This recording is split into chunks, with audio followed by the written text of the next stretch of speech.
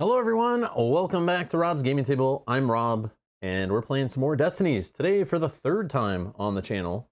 If you're looking for those other videos or want to see them, they are down in the video description, linked in the playlist section. Spoiler warning, heavy spoilers. We're playing the Witch today. I haven't played as the Witch, so please don't spoil it for me if you know this game very well and have played the Witch and know all the stuff. We're trying out the solo... All right, phone call. We are trying out the solo Witch Challenger mode today. Challenger mode. Last stream we tried the Explorer mode, which was a solo mode, and we could wander around and explore whatever and do whatever we wanted with no time limit. Today we're trying the Challenger mode, which is specific to solo play, and it's to basically reapply the kind of time limits and events and the idea of another player racing against you that you would have in 2 or 3 player play that we saw in our first playthrough, where one player can competitively rush, you know, or beat you to the finish line.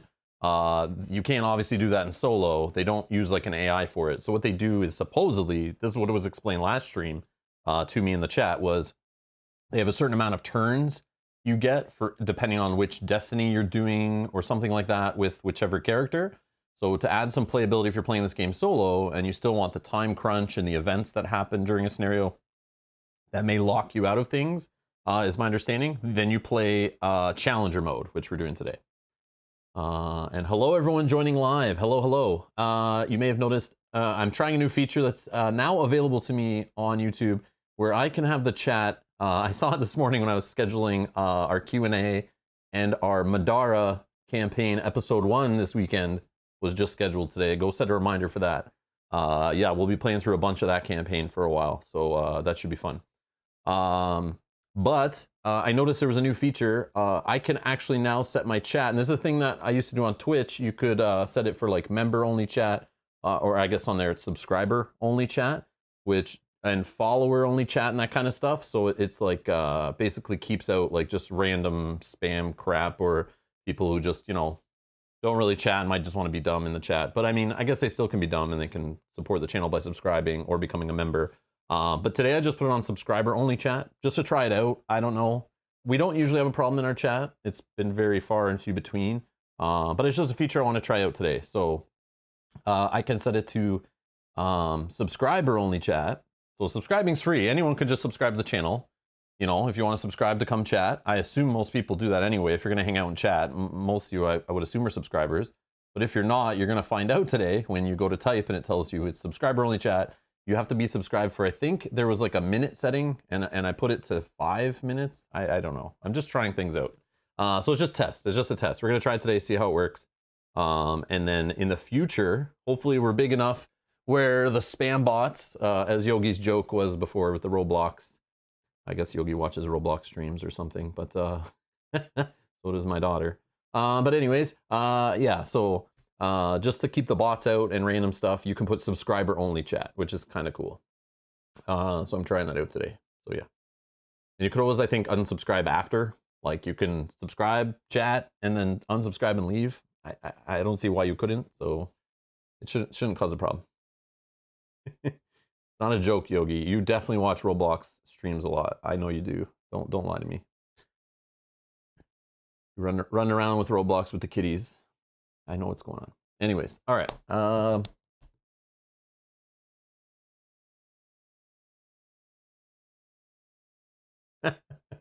Okay, Clip. Okay.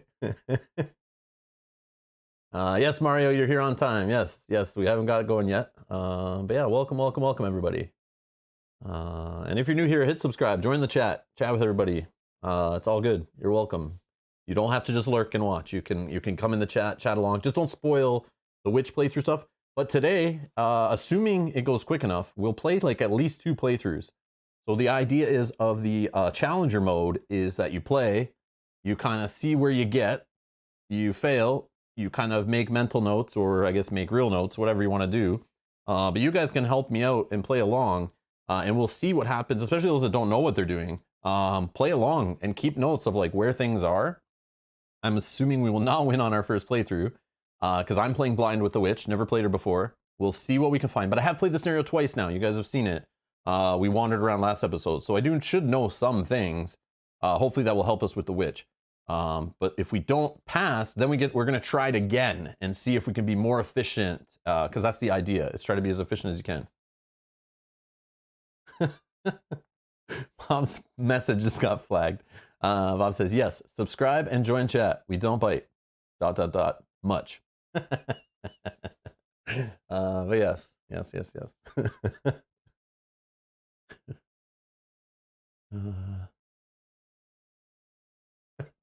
And Bob, you're horrible. Stop picking on Yogi. Let's see here. Quit with the joke. What spoilers? I thought this was a gaming channel where we talk.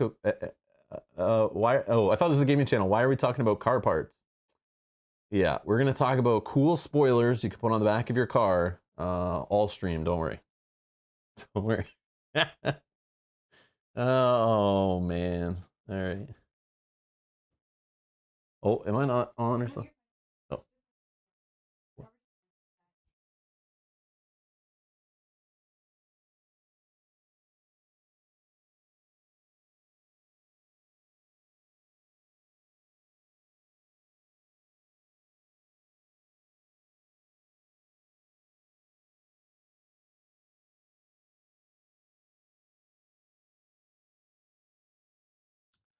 So I was just notified by my assistant that Sakabra just let me know on the side that if you join, there's an issue. This is why we're testing. So something about joining. If you join the chat before you making a message about you were chatting in a like kid-friendly stream, and you might have to unsubscribe and resubscribe to the channel. But this stream should still be like, I don't know. I'm not sure. That's blowing my mind. That's weird. I'll figure it out after. But yeah, let me know if you guys have any issues or anything weird. I can always turn it off for sure. Stupid YouTube. Let's see here. Please stand by. Like, did I set the stream wrong or something too? I know. I'm just making sure. Making sure there's not another setting that I missed here.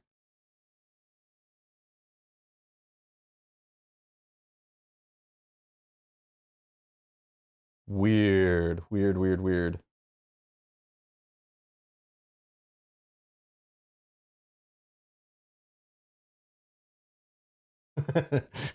Brian says, if you can read this, you're too close to your screen.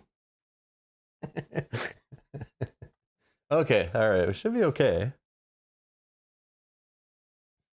Weird. Probably just a bug. Probably a bug, because I didn't see this when I scheduled the stream we're currently in. The setting wasn't there, so. All right, so hopefully it goes okay. I see people chatting, so we should be okay in generally.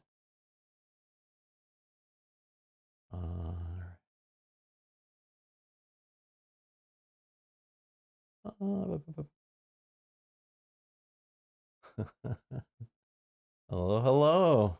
Hey, everybody joining in. Hello. Okay, so one thing I want to mention.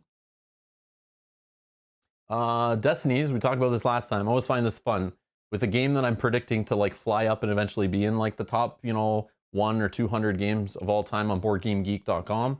Last time we checked, it was over 1,000, which is crazy that it even shot up that fast, and it's not fully widely available everywhere.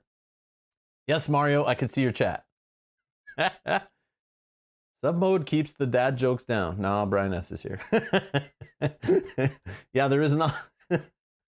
I can't find the dad joke filter to block them, so unfortunately. Just kidding. They're all good. But yeah, so now it's 930, which is pretty crazy. So I predict by the end of this year, this game's going to be in the top 200 at least. Sakabra's here. All right. You got in. He says, I couldn't chat because you subscribed during a made for kids stream. But that's so weird. I don't think I've ever set any of my stuff as made for kids. I usually say it's like not. Like I don't set anything specifically, but I remember when YouTube introduced that stuff, there was like tons of issues with like setting live streams and posting regular videos. You have to answer like all these questionnaires and stuff. And I've tried to make it so it's like, yeah, we're trying to be family friendly, but it's definitely, my content is not directed at children. That is for sure. So maybe at one point it bugged out and one of my streams were you subscribed. Okay. Yeah, yeah, some of my older content though, I don't know how it handled the previous content before they added the whole kid-friendly rules and stuff. Oh, we got a new member, Christopher Headland. Welcome to being a producer of the channel and hitting that join button down below. Thank you for supporting. I appreciate it. Oh, Cinegamer says, I just tried sending a message and it got an error message. Cinegamer, what was the message? Maybe I shouldn't be testing this during a live stream, but like I don't know how else to test it without people in the chat, right? So anyways. And Bob saying it's special for Sakabra because it specifically has to join 2 times to the channel to chat. Makes sense. That's legit. It makes sense now. 100%. Oh, you had to lose your 5-year sub status? None of that here. None of that here.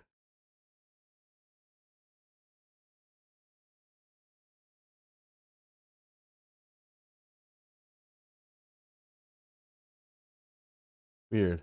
Okay, Cinegamer says, it's annoying this game only goes up to 3 players. You really want it more players, though? Like, it has that 4-player 2v2 mode, but, like, I mean, just a general story mode playing 3 players. I think it's a good number, especially for downtime and stuff. I mean, turns go pretty quick most of the time, but just think about it, the 4th, 5th, 6th players, right? You're sitting there kind of waiting for someone to go through their story tree and all that stuff, take their turn, roll their dice, all that, you know, spend their experience and stuff.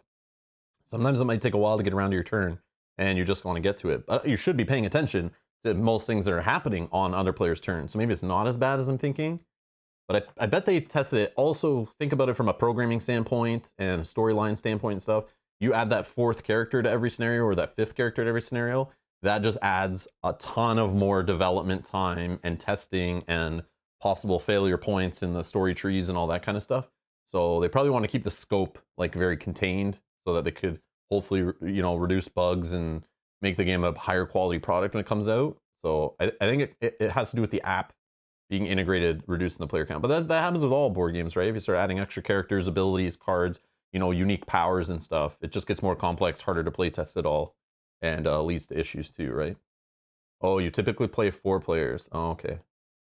Yeah, it's weird that the 4-player board game count, it's like a very standard, like your board game should play 4 players, you know, now like it has to have a solo mode is the new thing.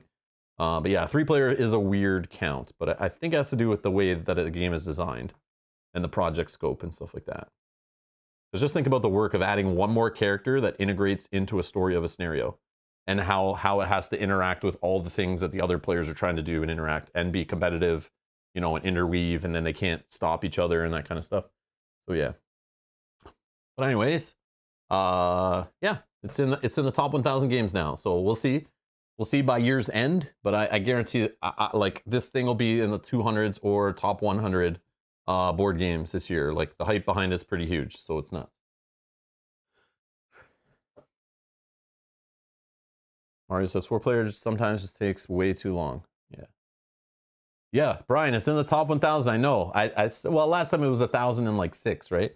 But that was, I only streamed this game like 3 or 4 days ago, and already it's 930, and that's like pretty huge. When a game flies up that many numbers, that's pretty big. That's pretty big.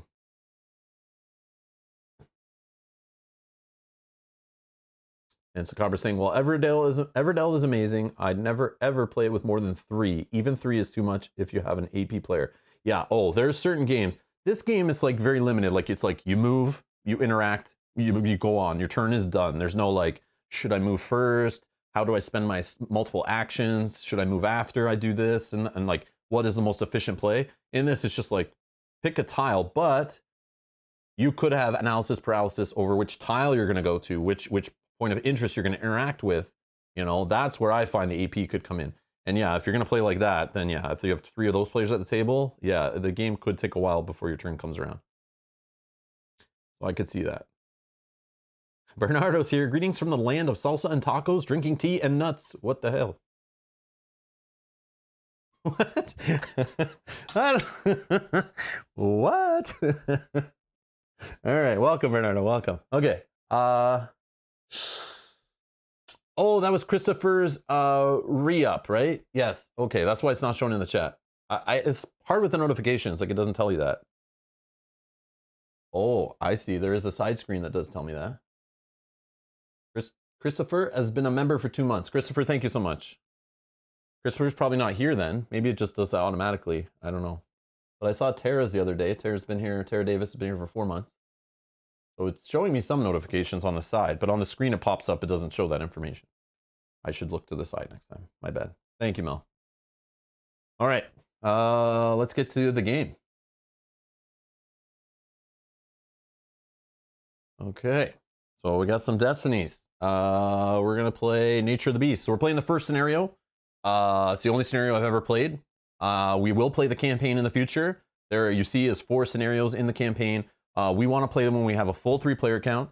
We reached out to some of our other players. Some of them have their second vaccine scheduled. So hopefully like by end of July, we can have the set painted. Talking to you, Mel. And then we can have another player join us and maybe play it weekly or something like that. Maybe we'll have Kyle join us and we can play it on weeknights where we used to play Lord of the Rings, Journeys to Middle-earth. And we can get Kyle's thoughts on playing those 2 games since he's played lots of Mansion of Madness and Lord of the Rings, Journeys to Middle-earth with us on the channel. Maybe he's a good candidate to play this with us and see what it's like playing a competitive app-driven adventure story game. So yeah, so stay tuned to the channel. We are going to play that campaign. I want to play it all right now, to be honest. I'm really excited, but I'm trying to stay with the first scenario to keep the spoilers minimum. So like if you've already played that scenario, come on and watch. We'll spoil it all together. It's fine. But we'll give it some time for the game to release. We get other players to show up. And then maybe after people have had a chance to play through it, they can come join us, watch how we, how the game is different and play along with us. Or those who never intend to buy the game can just watch it. Or you can see how the campaign works. Maybe watch like a bit of the first scenario. But it is a continuing story. You don't have to play with the same players every time, but it is recommended. And you can play them all standalone if you want. But today we're just focused on the first one again, Nature of the Beast. And we're playing the Witch, which I have never played with on the channel or at all. So we'll see. Kenji's here.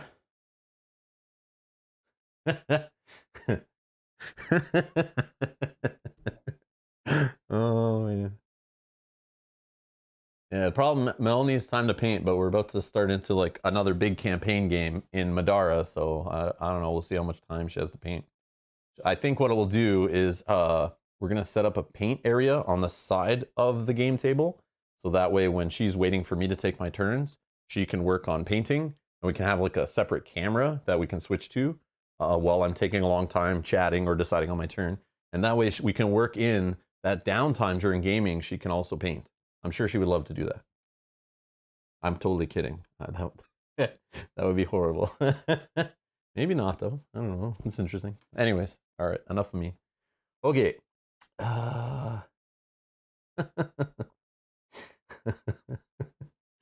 Hey. All right. So let's continue going here. Oh, man. So we're doing challenger mode for solo. So yeah, there's the Bound by Fate we were talking about last time, the 2v2, which we've not played. Maybe we'll play at some point if we get the expansion. But yeah, we're going challenger. So same story as before. It's dark. It was a dark night, dead of winter. Here, let's go here. It was a dark night, the dead of winter, when a terrible howl resounded for the first time. No strangers to wolves, the men quickly assembled a hunting party. The few who returned, bloodied and terrified, spoke of a monster, a werewolf, hungry for human flesh. The townsfolk turned to the mayor, once a famed warrior, but they found his house dark and abandoned. Did he abandon his kin to the mercy of the monster, or had some other dark fate befallen him? As the beast prowled the woods, many wondered, what does it want? Where did it come from? And most of all, how to put an end to this nightmare? But there were a few who knew their fates, for various reasons, tied to the monster, and so the threads of destiny became interwoven for the first time. Thank you, Bernardo. See you later, buddy. Yeah, get out of here if you don't want spoilers. Thanks for stopping in, though. Okay, so that is that. We're picking the witch, just because that's the only one we haven't played. And last time you guys voted, we picked the huntsman to play last stream, so I don't want to play him again. And I've played the noble before, so this is the third one I haven't played. I haven't seen at all, so we'll see. Yeah, it's warm in here today too. Maybe Mel can drop the temperature upstairs on the thermostat like a degree or two. That'd be good. But I forgot to do that before coming downstairs. But anyways, yeah. So, yeah, it's getting hot everywhere. All right, so the witch we pick, and we're gonna set up the witch. So we get our starting stats, which you guys know all about here. So she's a intelligence 4, 7, 11, and 12. Okay, she's got 4 little cylinders in her intelligence, which is more than the huntsman had. And then we got 5, 8, 11, and 12. Thank you, Mel, for doing that. 5. Cool part about having your wife work from home, she can hear you and adjust the temperature as you play. I've got it good. All right. There we go. So power 5, 7. So she's not a powerhouse, right? She only has 4 cylinders in the power line. So even if I bring those down, the most I can get just off this is 3. Obviously, you can get items and things to help with that, but yeah, I have a feeling her finale is more an intelligence, agility kind of thing. But we'll see. So I take 1 gold, I exhaust all my purple dice, that's done. I take a talisman number 6, which we've seen before. Another cool thing with playing this again for the 3rd time, and I haven't only played the first scenario, I was thinking about it today. I looked it up. The game was only 45 Canadian. So US, that's like, I don't know what the MSRP of this game in the US is, or, you know, in euros or pounds or anything like that. But this game's a fairly like cheap game for one that comes with minis and thick cardboard components and dual layer boards and an app, considering. So it's like 45 Canadian. And the fact that I've spent, I don't know, what did Mel and I play? Like 3 or 4 hours playing 2-player. And that was the first scenario. Then I played the Explorer mode the other day for like 4 or 5 hours, whatever it was on stream. And that was another, still the first scenario. And I'm playing it today. We're going to hopefully get 1 or 2 plays of it. Maybe not beat it today. So keep that in mind if I need to play it more and more to try to just win with the witch. And that's only with, we're going to work on 1 Destiny. So this is still first scenario. And 45 for however many hours, you know, per player and all that stuff. And I haven't even touched the 4 scenarios for the campaign. I feel like I'm getting my money's worth. And yes, the replayability, you would think it's like not really there. But if you're willing to play this game solo and do the little race mode that we're doing today, I think that adds a lot of hours per dollar of playtime, which I think is pretty good. Oh, Brian S says about 60 US on Amazon. Oh, okay, okay.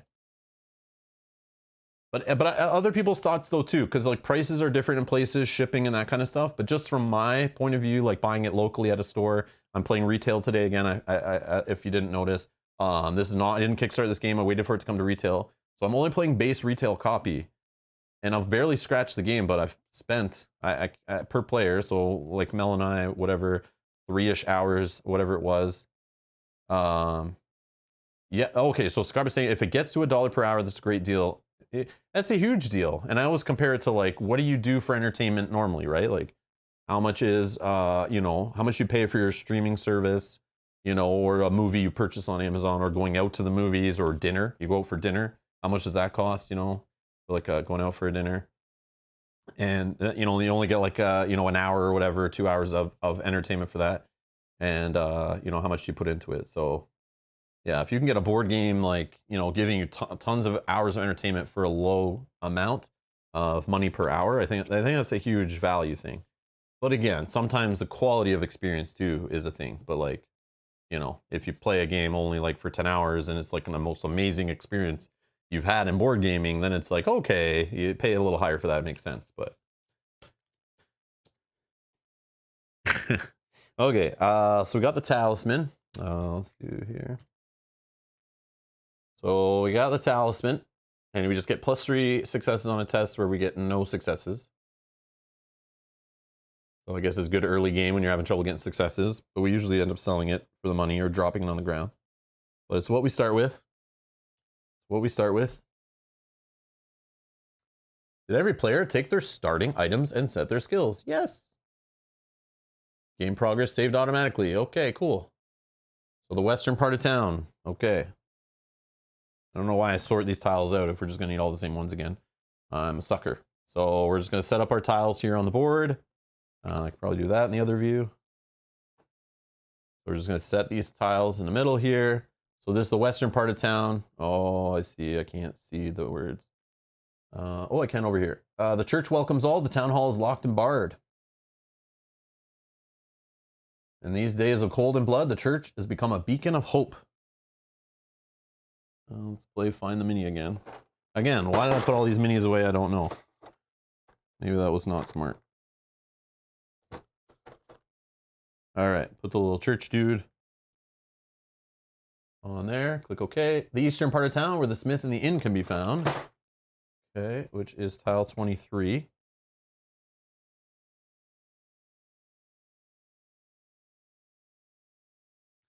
Okay. The hills by the village where the stone circle stands is 11.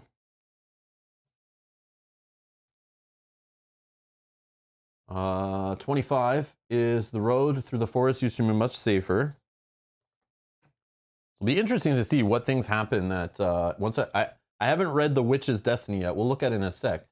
But yeah, I'm curious to see if like a few light bulbs go off and I realize like, oh, okay, I remember talking to this person. This is where we need to go. Or I had an item like that before. You know, like where was that? You know, I'm curious like to see, or if there's any crossover with other characters.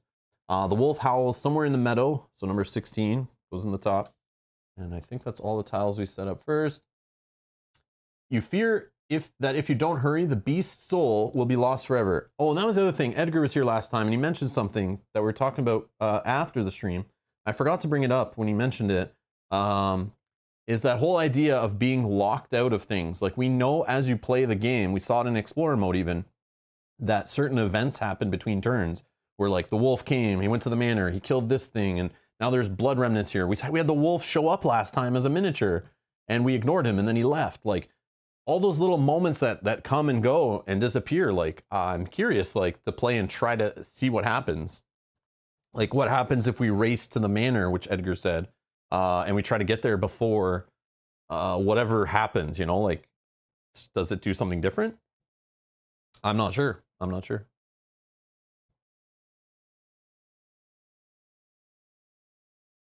Sakabra, I just placed an order with Great Board Games, which should be arriving tomorrow, I believe, based on the shipping notification I got yesterday.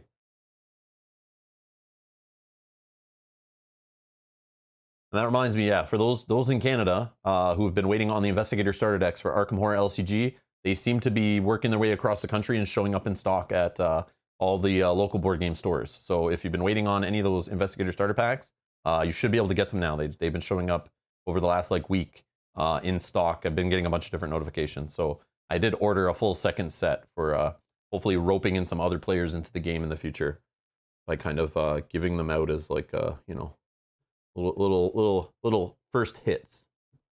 Little first hits. Here, try this Nathaniel Cho. Here, just try it. First hit's free. Join me for a little campaign play.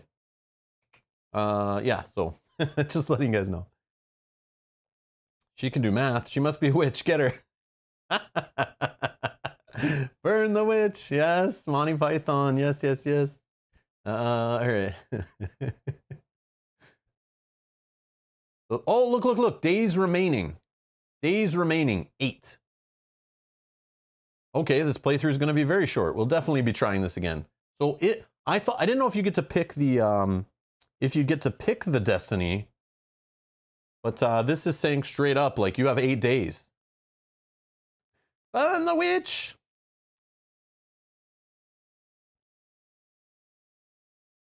Oh, they move locations. Okay. One day I want to visit his store, but I keep seeing on the website it's like closed, online operations only. I don't know if he's opened yet, but I definitely want to check out the store. I'm not averse to driving over there. I've driven over there to buy Keyforge packs, play in tournaments, all that kind of stuff. So yeah, I have no problem driving out that way. Driving out that way to buy board games off in Facebook Marketplace and stuff. So yeah. Check it out. We'll check it out. That's cool.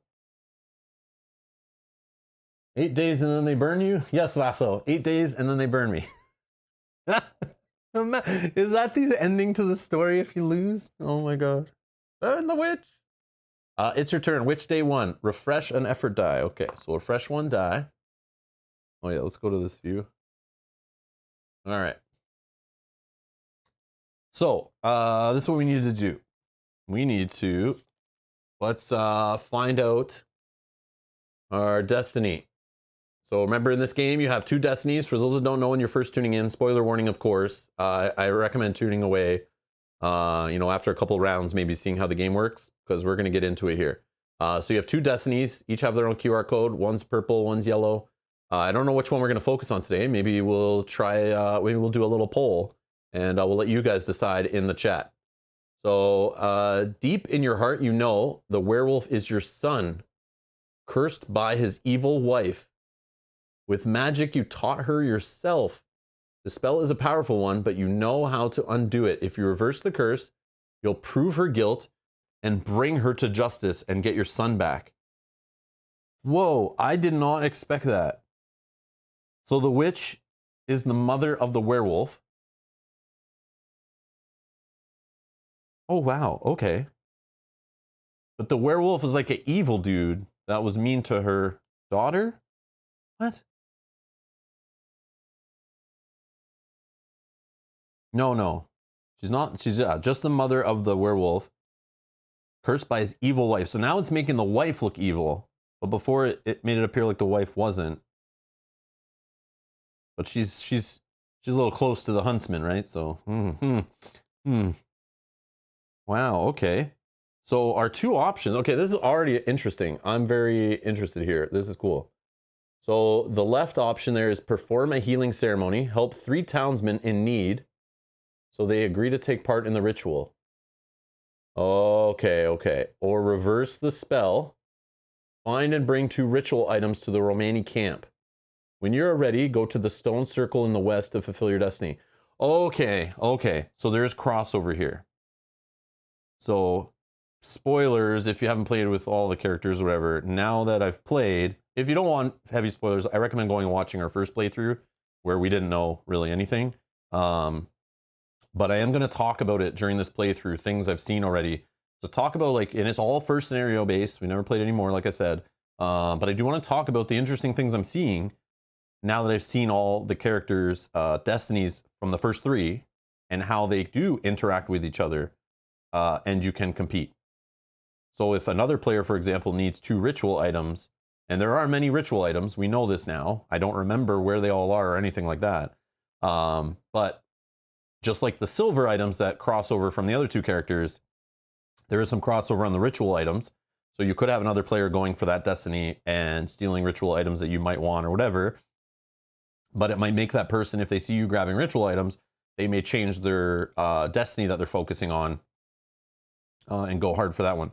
And then the help 3 townsmen in need, that kind of overlaps with the 3 townsmen that the noble had a destiny to help townsmen. So I don't know if it's the same townsman to help you go on the hunt or whatever it was, but this helping you go on a ritual, take part in a ritual seems cool.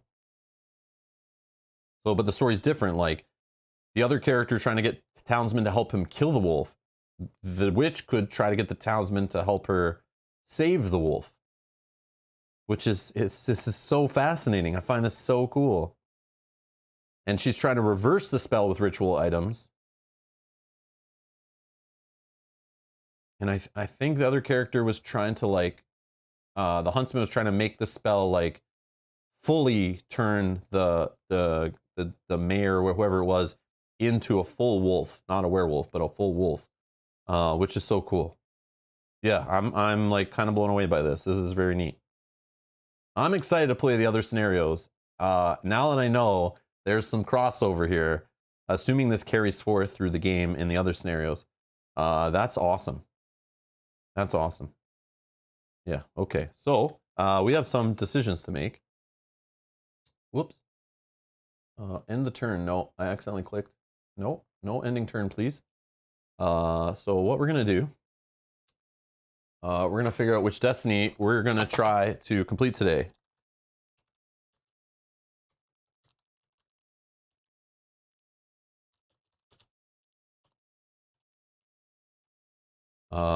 Help the towns folk. Help the three. Was it help the three townsmen? Or gather to ritual items. Okay, so I also have a feature now. I can do YouTube polls in the chat. So thank you, YouTube, for getting with the damn times and allowing me to do a poll right in the chat. So I'll leave it up to you guys here. Well, let's see if this works. I'm curious how it works.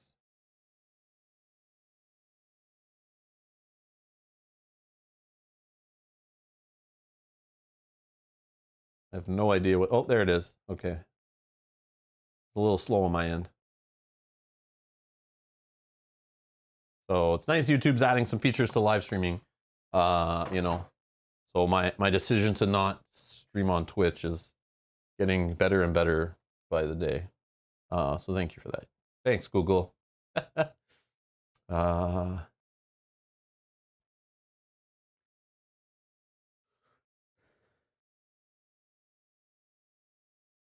Now I don't know how to add an end to the poll. Let's see.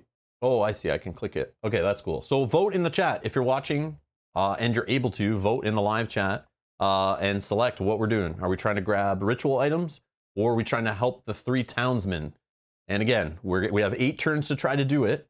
We'll see how far we can get in our first attempt. And then I'm assuming we'll have time and we'll try it again. And we'll see if we can be more efficient and if we can try to beat the game. I doubt we will in like 2 playthroughs because my memory is not the greatest. But again, help me out. Help me out. We can play along and see if we can try to find these ritual items fast and get through her finale, her destiny, and see if we can complete it. Whichever one you guys want to pick. But I see the ritual items is like the one that's, oh no, it's swinging the other way. So yeah, or help the 3 townsmen try to figure out where they are. Like I think if it's the other townsmen that we've played before, one of them's like the doctor. Doctor, I forget who else. See, I don't even remember. And we've probably already talked to them all and know about the helping them. We'll figure it out as we go, but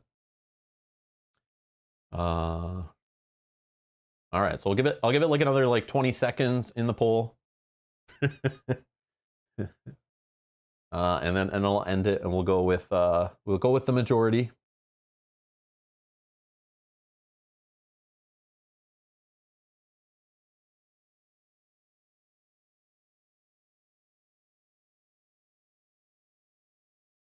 There is one thing, Sakabra, from Twitch that I miss, that I wish YouTube had an option, and maybe it exists, but I know YouTube or Twitch, you could do plugins, and then there was a cool plugin you could do, and people could click on areas of their screen to select stuff.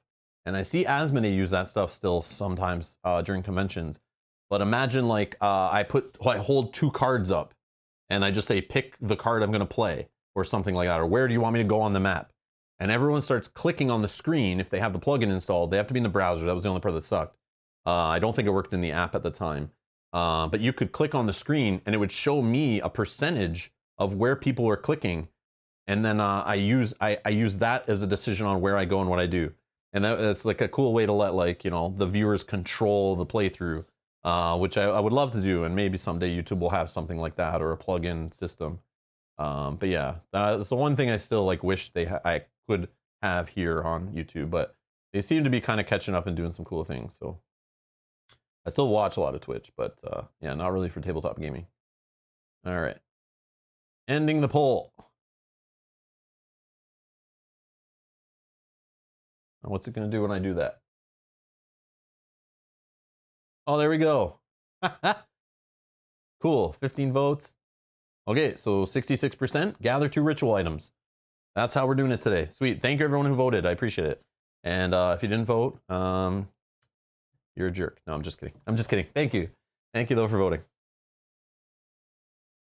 Yeah, Mario, exactly. That's the way I would like love more ways for interaction from the chat, like being able to like, you know, and keep the flow going, right? It's like instead of me stopping and typing out a poll and stuff, I could be like, all right, which tile should I go to? And everyone just kind of like clicks, you know, on their screen like where they want to, which tile they want me to go to. And then, you know, it takes some time. I'm sure it's not instant, but you know, let everyone click for like 10 seconds and see. Hey, White Rabbit. Yes, we just started. We're playing the solo challenger mode. We just had the chat vote and choose our destiny. And we're going to go for reverse the spell on the right, our purple destiny. Where we're going to try to find and bring 2 ritual items to the Romani camp. And we have 8 days to try to do this, which it's not happening on the first try. I pretty much guarantee it.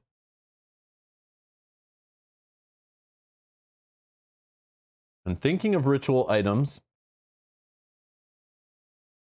I don't remember, like we just played this game like 3 days ago, and I know I saw a bunch of ritual items at the end of the playthrough when we were goofing around. I remember there's like a horned mask. Don't remember where that was. I think there was one when you interact with that priest that's down here. Yeah, and if you don't help him out, I don't remember. Ha, I don't remember. Honestly, I don't. I wasn't expecting this. The ritual item stuff, I should have cared more about it last time, but I didn't. Oh, White Rabbit says, nice, I watched you Mel play, and I'm really liking this game. Yeah, I obviously really like it, or I wouldn't keep playing the same scenario over and over again. Trying out the different modes and characters and stuff. But yeah, I like it a lot. I can't wait to play the campaign. And Rod's here, says, greetings from Barcelona, Spain. Welcome, welcome. That's awesome. Welcome. Sweet, sweet. Okay.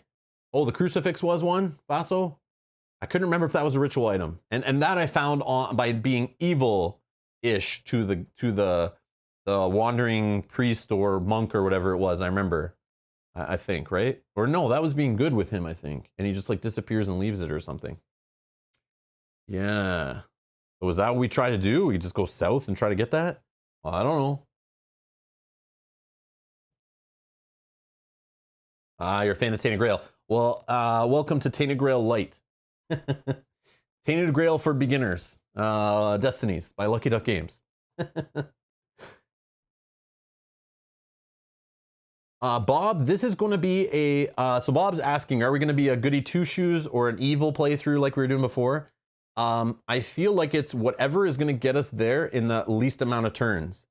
So that may be involving going a little bit one way or another, depending if we can get the right items, right? Like, I think that's the way you got to play it. Like, if we need money faster to do something in quicker days, we might need to steal from somewhere. Are we good at stealing? Do we have the right agility numbers? I don't know. We'll have to make those calls, right? But yeah. I'm not sure. But you guys let me know what you think. Yeah, be an opportunist, exactly. It's all about efficiency now. We can't, you know, we gotta, if it's being good to get things done properly, then we gotta do that.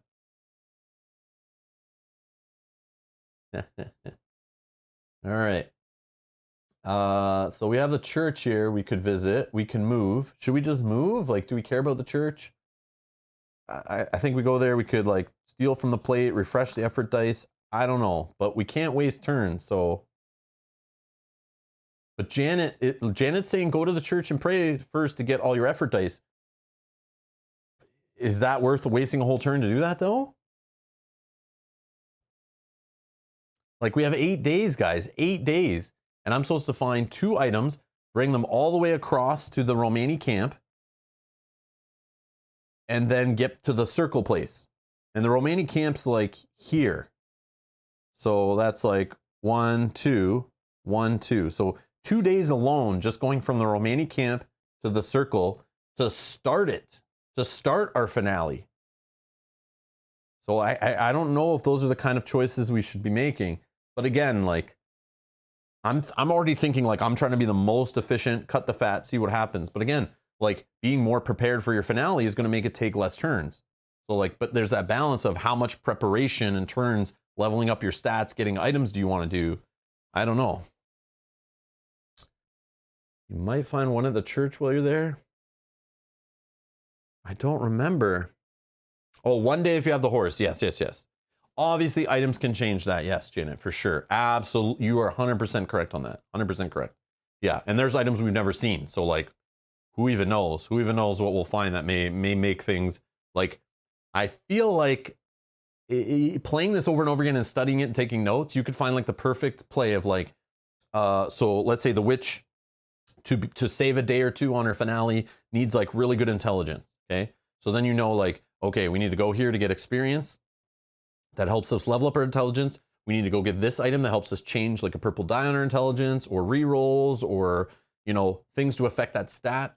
And then we can ignore power. So we don't need to go here. And, you know, and we need the horse to help us go there. Where's the fastest way to get the horse? So like, I could see like lots of effort and time. And if you find that stuff fun, lots of time spent doing that stuff in this scenario, which is kind of like, seems really cool to me. But then you're like really going to know the scenario so well that like you can't play with just other people who've played once or twice ever again. So if like we started studying it and taking notes and really trying to find all the efficiencies for each character, then it's like, yeah, you've gone deep down the rabbit hole, but you can do that as a solo player in this game if you really want to. So they definitely like cater to the solo player if you want to spend lots of hours in it.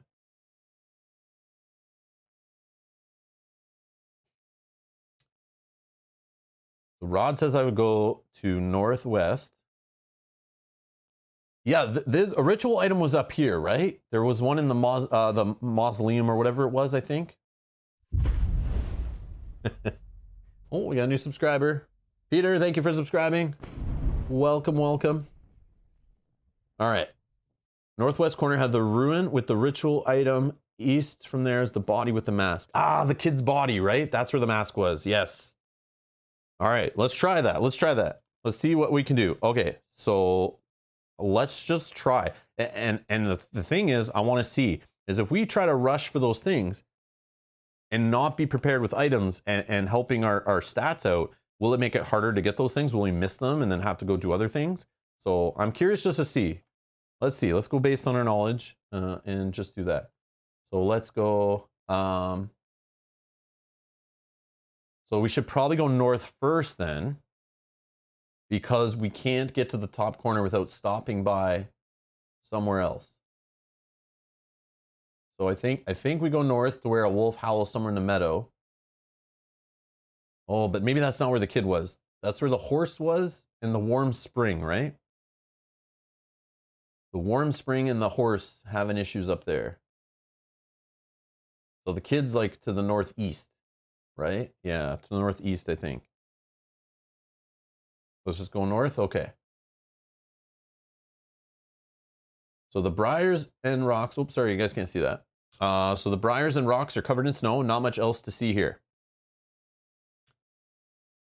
So we need tile 54.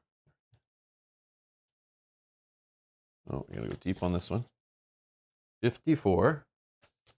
Okay. The fields are frozen. The ruins of the old abbey lie in this direction. We need 10.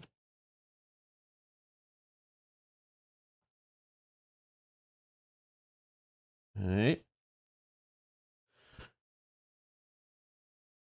And a horse is managing to evade the wolf for now. And that's a horse in peril. And then we have the holy spring. Despite the freezing cold, water still flows. And it says, in the far corner of the meadow, a dramatic scene is unfolding. A horse of rare beauty is assailed by a ravenous wolf.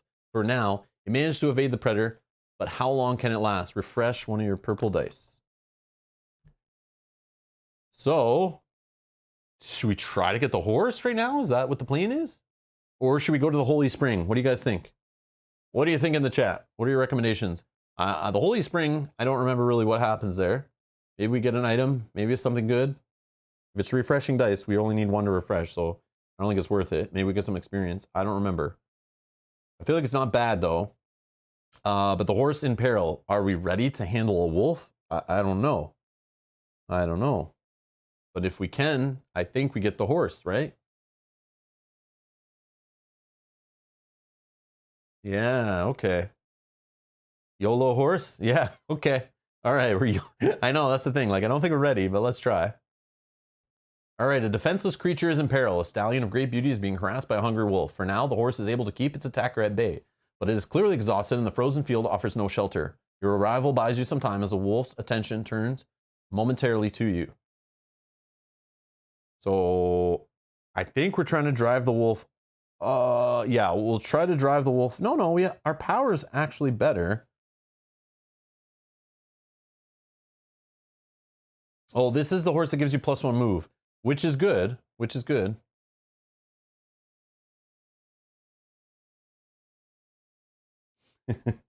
Yeah, this could this could be rough. But fighting the wolf, if I can get a 7, that's 2 successes.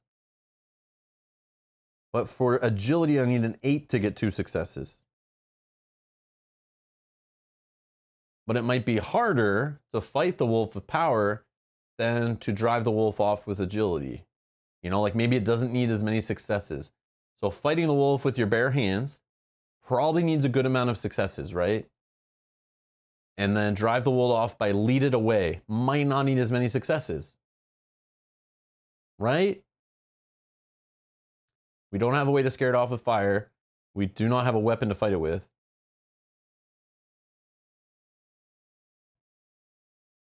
Will the talisman drive off the wolf? Ugh. Janet, I don't know. We could try, but I don't know. Do you think?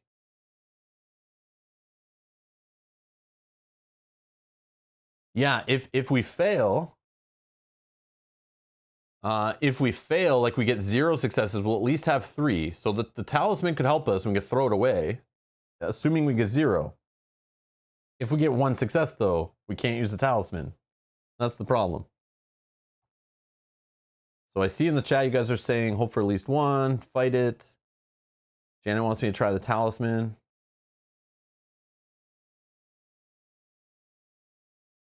Yeah, okay. We're going to fight it, I guess. Bare hands. And we're going to roll all of our dice. I don't know. Is an 11 possible on here? I mean, I guess we could get successes off the purple dice. We rolled 5, 8, 9. We rolled 9. So that is 2 successes.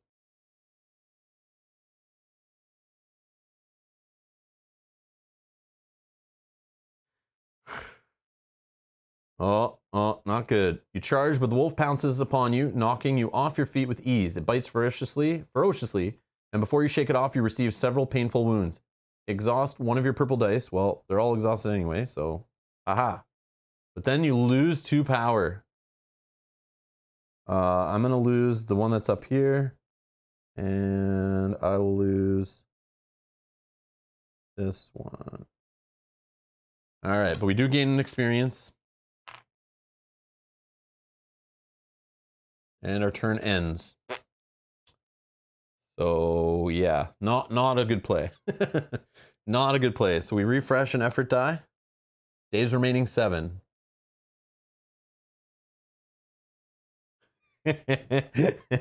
Whose idea was it to get the horse? All right, so let's go to the left. Ruins of the old abbey lie in this direction. Okay, so we're gonna flip it. I didn't even flip the other tile over. I think the game is like very heavy app driven that I start forgetting that there's a board game on the table. Which I can see why some people complain. Definitely can see. All right, the abbey stood here once for now, but a wind-blasted ruin, nothing but a wind-blasted ruin remains. Okay, we flipped it face up, so we get the ruined abbey.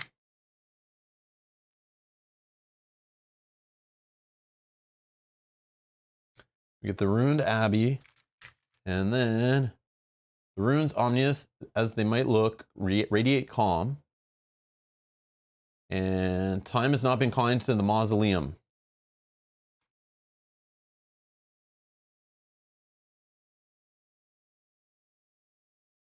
All right, so which is the one? Where do we go? Is it the mausoleum that has the thing, or was it the Ruined Abbey? Ruined Abbey was the silver item, right? So I think we want to go to the mausoleum. I'm pretty sure it's mausoleum.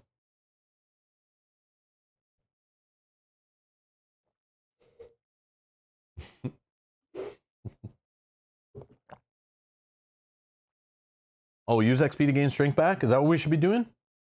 You want that, Brian? You think so? Is that the test we're going to need? I kind of want to see what is needed in the mausoleum first. Because again, like, I don't know if the witch needs to care about strength. If we're doing the ritual item stuff, I don't know. We obviously needed it to get a horse, but we could have done it with agility if we worked on that. You know what I mean? So like, I'm not sure yet. That's why I haven't spent it. I thought about doing that right away, but if we don't care about our power stat that much, maybe we'll find an item that'll help. I don't know. Yeah, Vassal's thinking we should wait too. So what is it, mausoleum or abbey? That's the question. I think it's mausoleum, right? Anyone know? I'm just gonna go mausoleum. If we're wrong, we lose a turn. Now we'll figure it out on the next playthrough. All right, you approach the mausoleum, noticing old but still visible footprints in the snow. Someone must have been here recently. Time has not been kind to the structure, leaving the stones crumbling and the entrance wide open. The interior was robbed and desecrated long ago.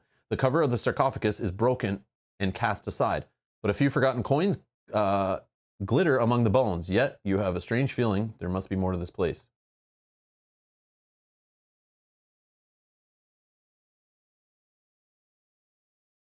I think, but see, Janet's saying, remember Mel had to force open the tabernacle, but was that in this building or was that in the abbey, and that's where the silver item was? This is where I'm getting confused. I'm having trouble putting together like which location had what. I don't remember.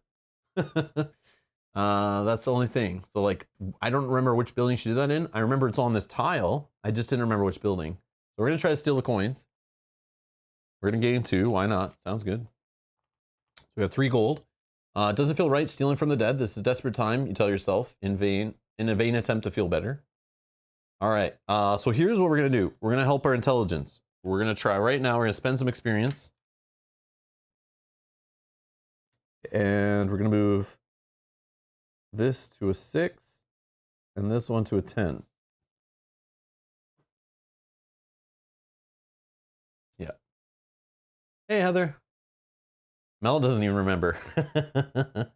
Is this feeling okay? We're gonna search the mausoleum. Okay. I have 3 dice. I think I do it. I think I do all 3. Or maybe I only do 2. I don't know. Whoa, all 3s. 3 through 3. So we have 9. 1 off from getting a 3rd success. 1 off. Maybe I should have brought that one down too instead. All right. Anyways, so we get 2 successes. Please be okay. Some old valuables overlooked by past thieves still glitter among the rubble. But what is this? You find a pathway hidden behind the sarcophagus and masked with briars. Narrow stairs lead downwards. Refresh 1 of your purple dice. Okay, so we have 1. 1 of our effort dice. Oh, we do need power. Okay. Or an item. As you descend, you notice the cult symbols marking the walls of the burial vault. At the bottom of the stairs, you find a door, heavy and banded with iron. Another set of occult sigils mark it, and the lock is well made and sturdy. So here's the issue. Like, now I'm thinking if we're not going power build, like, maybe we need to go to the blacksmith first, buy the lock picks. If we're gonna play this again today, maybe that's a strategy on the next play. Come here with the lockpick, and maybe spend a turn getting those. Maybe we go to the boy first, and then work our way across. I don't know, but I'm not sure. So I definitely don't have something to unlock it. Use the talisman, you think, Quip? Even though it's describing like the lock is well made and sturdy, you think? Or you're saying use the talisman, like discard it if we like get 0 successes. Because there's two ways to use it, right? There's like scan it right now, and if it fails, we might lose it. Like it might break or something even. That's why I'm scared of using. I'm scared to use things in this game that are kind of like might be obvious not to use in the situation, because maybe you lose it or it's just a waste of a turn. And that's my fear too. Colin says use the force. Well, I'm worried about losing more power when we fail on the power attempt. I don't know. Yeah, let me just try, I think.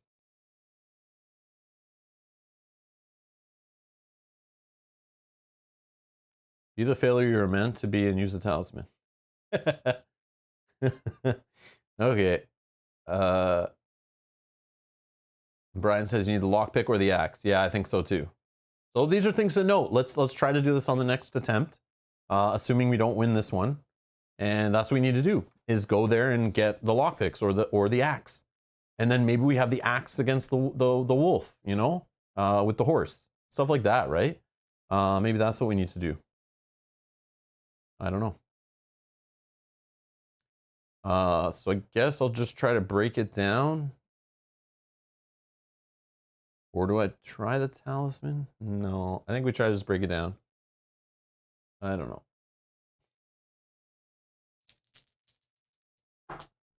All right. Oh, okay. So we rolled 4, which gets us no successes on the bar, but we did get 1 on our purple die. So I'm assuming we can't use the talisman, sorry, because we didn't get 0 successes. But 1's not going to be enough. The door guards its treasures well. Your attempt brings no progress and leaves no mark. So I lose a power, but I gain experience. Ugh.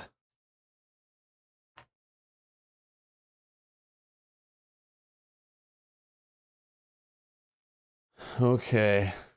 Your turn ends. Okay, 6 days remaining. Refresh and effort die. So, drawn by rumors of a monster, the bishop himself arrives in town. He takes up residence in the church and is said that he offers a reward to anyone who slays the wolves, threatening the faithful. He believes them to be in league with the beast. The priest was seen traveling east toward the crossroads, burdened by some troubling dilemma. So we know just to move that guy, and then we need the priest, or the bishop now at the church. So I just put the priest over here on, I know he goes like eventually over here, so I'll just leave him out on the table so I remember. Replace the church as indicated. All right, so it's our turn. What are we doing?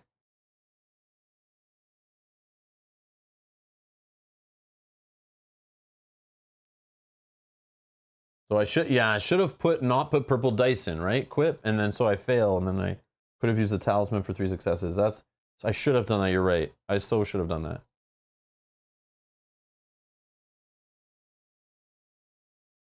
Holland's asking, hi, since you played this game a couple of times already, is it any good?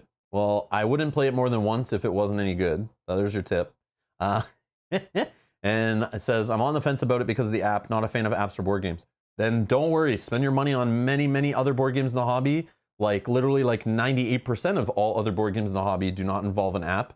So you have no shortage of games to choose from.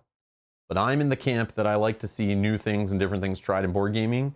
And I'd like to see the hobby expand and be more adopted by more people and be more mainstream. Because there's so many people that don't even know about this hobby. And if, you know, some of these app-driven board games have apps that show up in the Steam store, and people see those and find out they need a game, and then there's this idea of board gaming from their childhood mixed with video games from their current hobbies. I think it's super interesting.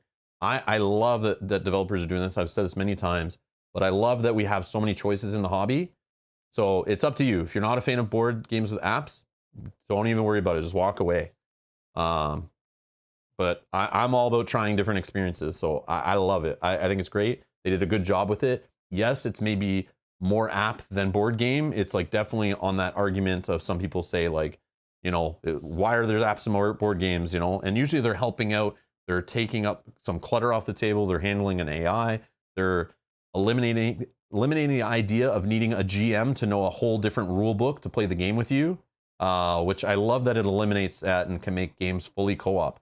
But this being competitive with an app, I think it's very interesting. But it's a well done game. It's a great game. It's gonna hit the top 100 board games of all time by the end of the year, I bet, if not sooner. That's my prediction.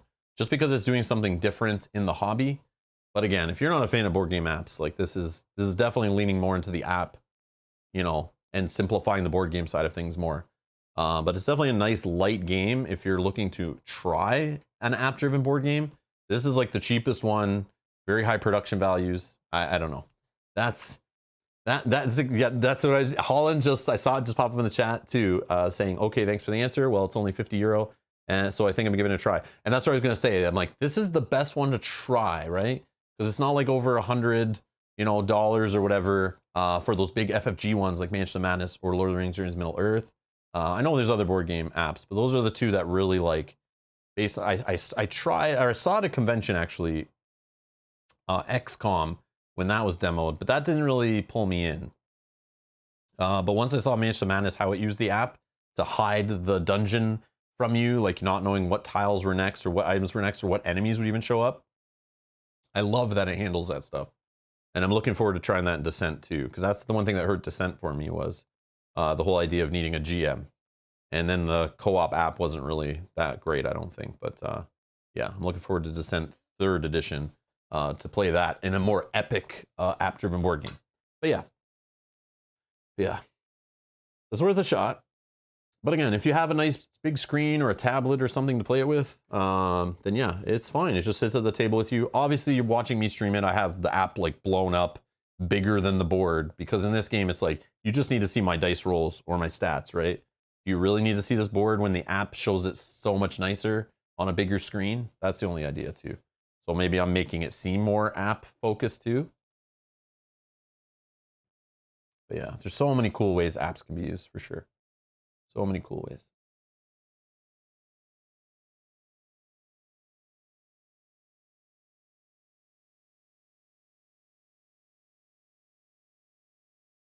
Bob says the biggest advert in favor of app-driven board games is Mansion of the Madness edition, first edition, versus Mansion of the Madness second edition. First edition was so fiddly and could ruin a game if you made one mistake during setup. Yeah. Yep. And with my play group was Descent. When I was learning that game, trying to learn how the bad guys worked in that whole system and trying to keep that hidden from the players I was trying to teach that were still fairly new to the hobby, and teach them how the game works.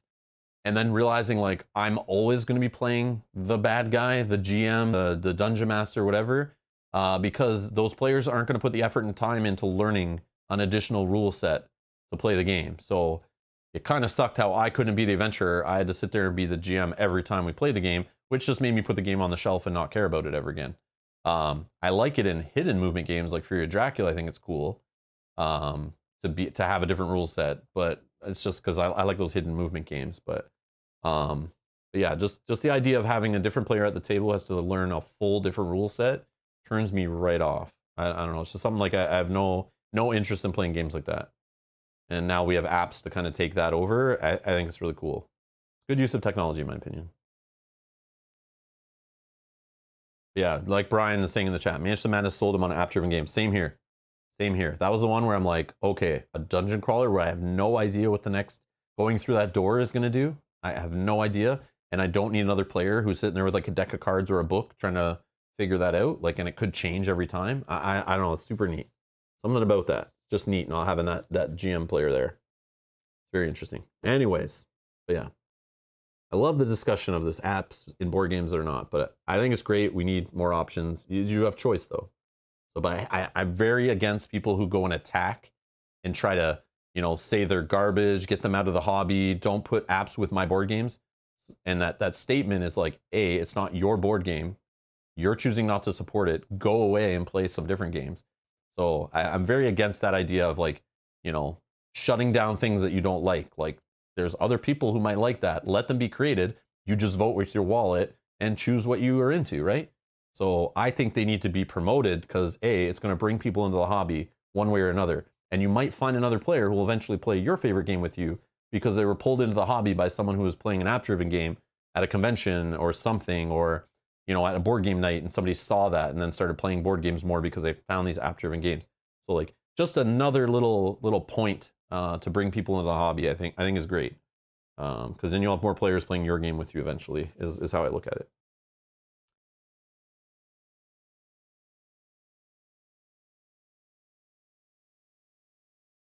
Holland says, I have this War Mine. Yeah, we played this War Mine on the channel, and we've used the book before, and we've used the app.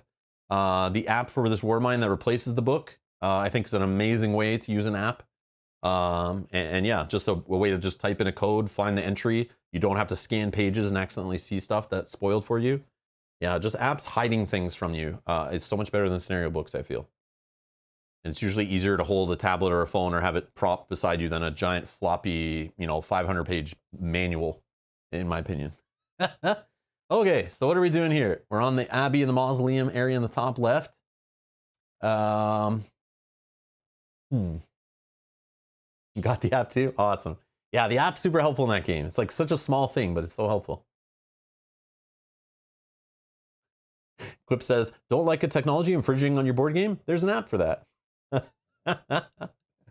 Only 6 days left. Vassal, we're not going to do it in 6 days, I don't think. I don't think we're going to do it, but we can try. So are we just going down in the mausoleum again and trying again? Like, did it remember our successes? Is it going to help us out? I don't know. Are we going to waste multiple days just trying to bang this door down? Get through the door. Break it down. Okay, this time we're just rolling 2 white dice. We're just getting through the playthrough this time. See if we can learn some stuff. So I rolled 2 1s. That's definitely 0 successes. We're going to discard the talisman. And we're going to get 3 successes, which I should have done the last day. All right, the old wood is strong, but you prove stronger. Inside, drowned in eerie light, stands a pedestal upon which the occult folio lies. Its cover is adorned with sigils and makes your vision blur. You can feel an aura of unholy power around the book. Gain the occult folio, item number 38. Item number 38 is a ritual item. After each test where you roll greater than 10, you gain an experience.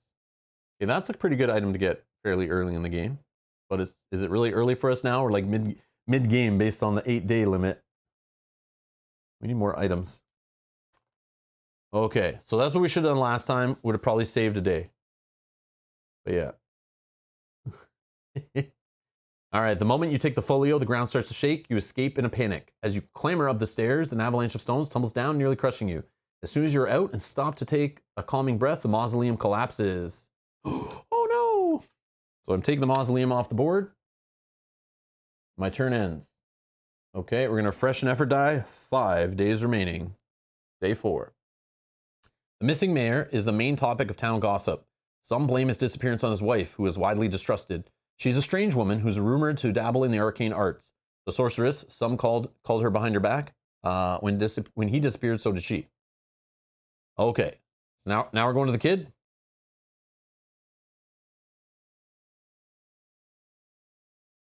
Yeah, very expensive, I agree. All right. Fields are frozen solid. Let's go there. As we talked about before. Tile 54. And we're going to flip it over. It says a patchwork of frozen mud, snow and dried grass, a bleak sight. Okay. Like, I don't even have my character on the board. Like, this is not a good sign for this app-driven board game. Like, you don't even need your character. I never even grabbed the witch when I was setting up. I just realized. Oh, man. Yeah. Oh, man. I just realized. I'm like, I can't even move my character. I always forget to move my character in this game. But I always remember where I am because the app will bring up that tile, right? Oh, man. So funny. I need them painted so I actually know which piece of plastic, and it'll stick out more, right? In due time. Farmhouse. All right. A small farm stands on the edge of town.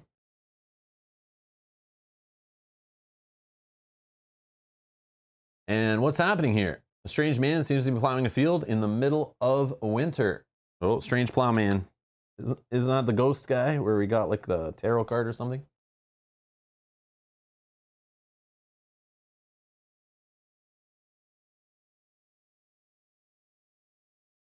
come it didn't add a tile to the right? Interesting. Right? Isn't there one more? Yeah, I think the manor's to the right, and it still hasn't like revealed that as an option. That's interesting. That's interesting. So you can't even like go to the manor yet. Maybe you have to go from the crossroads at first. Grab the witch, get her!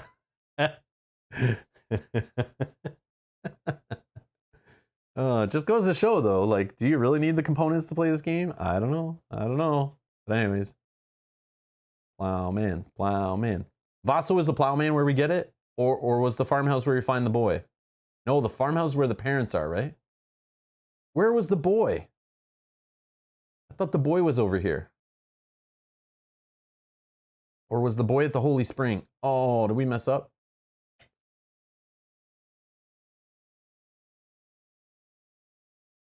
Oh, I traded the tarot card for the ritual item. Ah, okay. Yeah, way more steps to that. Way more steps to that. I don't think we can afford those steps. Oh, I should have went to the Holy Spring instead. Can we pretend that I did? Yeah, I say we pretend that I did. I thought it was over here. And I shouldn't have done the horse then. I should have done the Holy Spring on turn 1. Ah, damn it. No, I think the boy is in the north, Brian. He might be, though. I think down here was the monk, though, not the boy.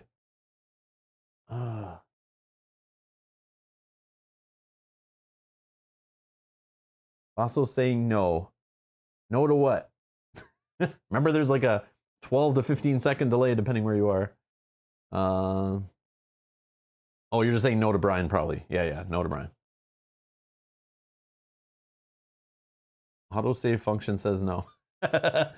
Scoop. Right, monk is south. Yeah. Is anyone taking notes? Yeah, I know. All right, I already have an idea of next turn. We'll cheat if we need to. No, okay, we won't cheat then. But we definitely are not going to win this one, so I kind of want to just get to the next playthrough then, right? But like, we might as well get some more information. Okay. So like, what are we doing on this tile then? I don't care about a farmhouse or a strange man. Like, okay, so let's just click through then. Let's just be fast. Let's just be fast. Okay.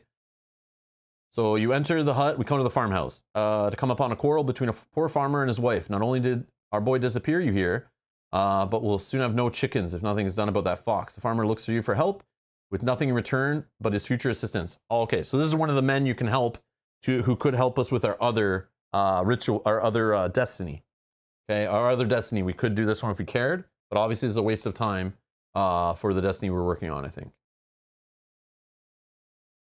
So let's just ask about their son. We're just gonna roll 2 white dice. Like, I don't even care. Oh, but it could hurt our intelligence, right? I'm gonna spend on my experience on the intelligence again. Let's go move this one down 2. Okay. 2 1s. So we literally get no successes. Confirm. Waste of my time. All right, so we lose 1 intelligence, but we gain experience. And we're gonna spend that experience. No, we'll hold it. Yeah. I like don't even care what it says. Like, I'm at the point where it's like, we're just trying to be efficient, right?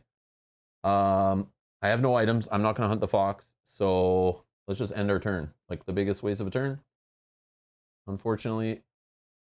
As the beast howl resounds, you fear you have but a few days before the poor soul is lost. The curse forever, you must hurry. So we refresh our 3rd die. Okay, 4 days remaining. Let's just go quick here, since we know this playthrough is chalked. The beast attacks. The grounds around the noble manor to the northeast become a scene of slaughter. Men and animals alike lie dead. The manor's gates are shut. The town hall is hastily transformed into a field hospital. Victims are lucky a doctor is passing through town. Okay, so we get this doctor guy. Okay, he's on the town hall. Okay, the town hall is open, albeit in a different function. Okay. Oh, there we go. Now we see tile 34. Okay, so you can't get to it early. You can't get to it early. I think it kind of like locks it off until a certain amount of days have passed. So that answers our question from before. That's cool. That's cool. Okay, the noble manor lies that way. Okay, thanks. Yeah, so we couldn't. Okay. Interesting.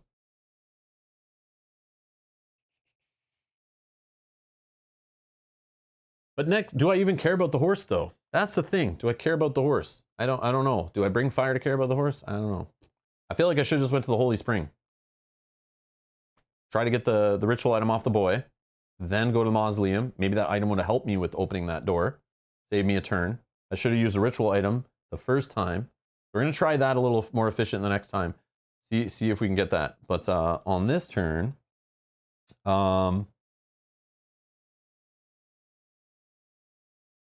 let's just go.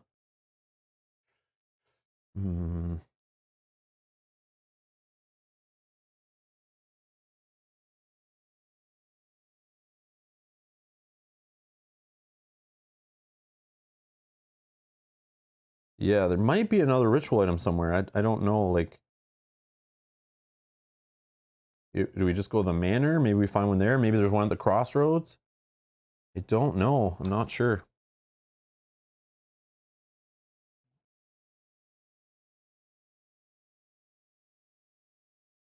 I am not sure.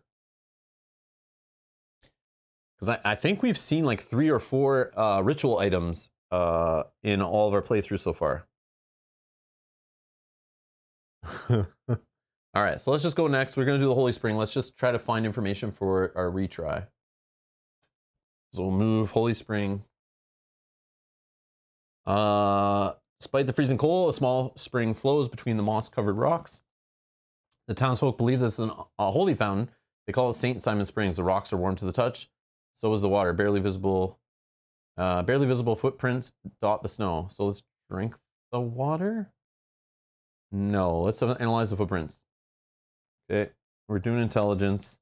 We're gonna put. We'll spend our experience. Actually, we should have done that first. I thought we should have done it on intelligence. I feel like it's very focused on the witch. Move that down to an 8. Move it down to a 7. Okay, we're gonna roll 3 dice. Oh, nice. We got 7. We actually have 4 successes. Whoops, 4 successes. The tracks are a few days old and covered by fresh snow, but you never lose sight of them. You follow the trail into a thorny thicket. You stumble upon a grim sight. All right, peasant garb lies dead in the snow. A boy in peasant's garb, lies dead in the snow, cold and almost blue. There's no question that he froze to death. In his hand, he clutches a devilish horn mask. His other hand is a bloody and mutilated, missing its fingers. What fate has befallen him? Gain experience. Okay.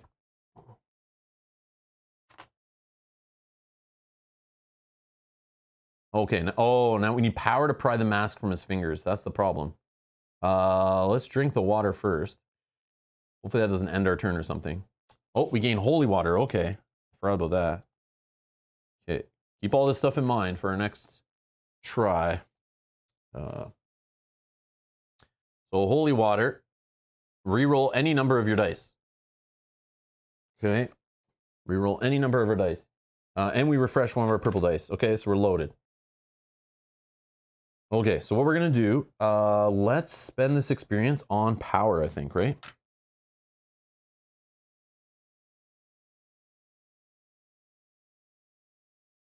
Yeah. Oh, did we roll? Yeah, we got to keep in mind if we roll 10 or more, we get an experience. We got to remember that. So maybe we should roll all of our dice more often if we can on tests to hopefully get more strength. All right, so let's try to pry the mask. Clicking. I think I go all in here, right? Do I go all in? All the effort dice?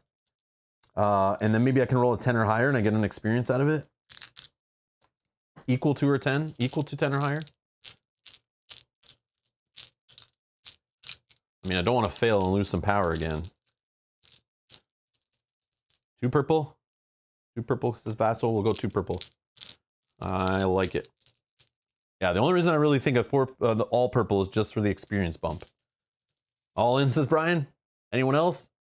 Who's the tiebreaker? All the purple dice for this test? It might be over Eagle End. It might be overkill. You're right. The only I'm saying, I might be overkill, but I'm thinking of getting early experience in the game. Might be huge later, right? So like, why not use this item?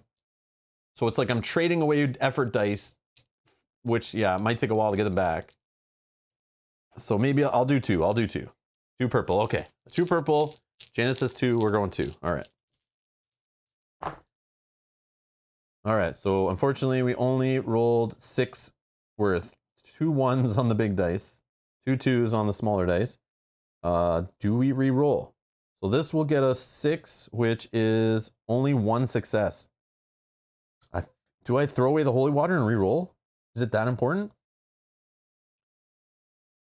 Or do you think 1 success is pretty easy? Like 1 success, we're pulling an item from a dead boy's hands. Is it that hard? Is 1 success enough? Probably, right?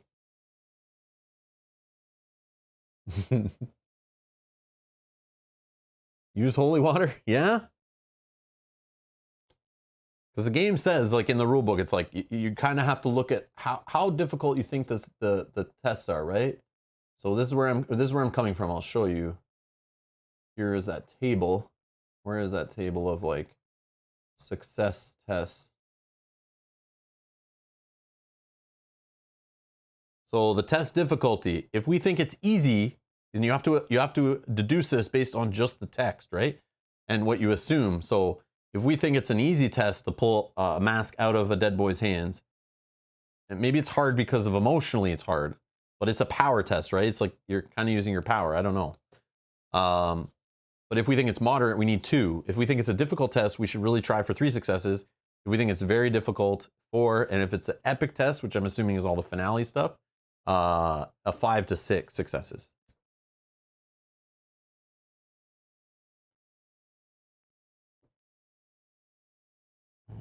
I say we just try with the 1 and we see. And then we note that, because then we'll know if it needs more than 1 on a next playthrough, right?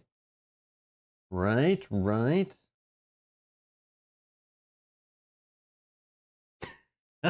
Layla's back again. Layla, welcome. Welcome back. Layla says, what a time to enter the stream. First words you hear, pulling an item out of a dead boy's hand.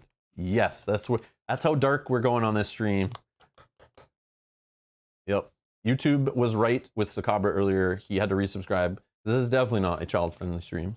That's for sure. All right, let's just not use the holy water, and we'll see what happens. Again, this playthrough is we're probably not doing it based on the days left, so let's just like we're preparing for the next attempt after this one, which we'll do today. 1 success. Just sucks putting 2 purple dice in and we only get 1 out of it. Oh, we got it. Okay, all we need is 1. All we need is 1. Okay, note that down. Whoever's taking notes, note that down. 1 on that test. Carefully and delicately, you pry open his dead fingers. The mask is warm to the touch, like fresh blood. Dark power hangs over it. Gain the horn mask. I thought maybe we'd still get it, but there'd be like kind of a punishment for not having enough successes. You know, like you got the mask, but this bad thing happened. Yeah. Oh, man. Okay. 39. The horned mask ritual. Always +1 success in each test where you roll greater than or equal to 9. Okay, so high rolls. High rolls is what we're looking for here to get our benefits. Not rolling all 1s and 2s would be preferred. Not rolling all 1s and 2s would be nice. All right. Ending our turn. The spring finally freezes, surrendering to winter. Did those gruesome events weaken its power? So I'm removing the spring from the board. Gone. Okay, remove the holy spring. So we refresh an effort die. Day 6, 3 days remaining. The beast was seen running toward the woods. It moved inhumanly fast. Okay.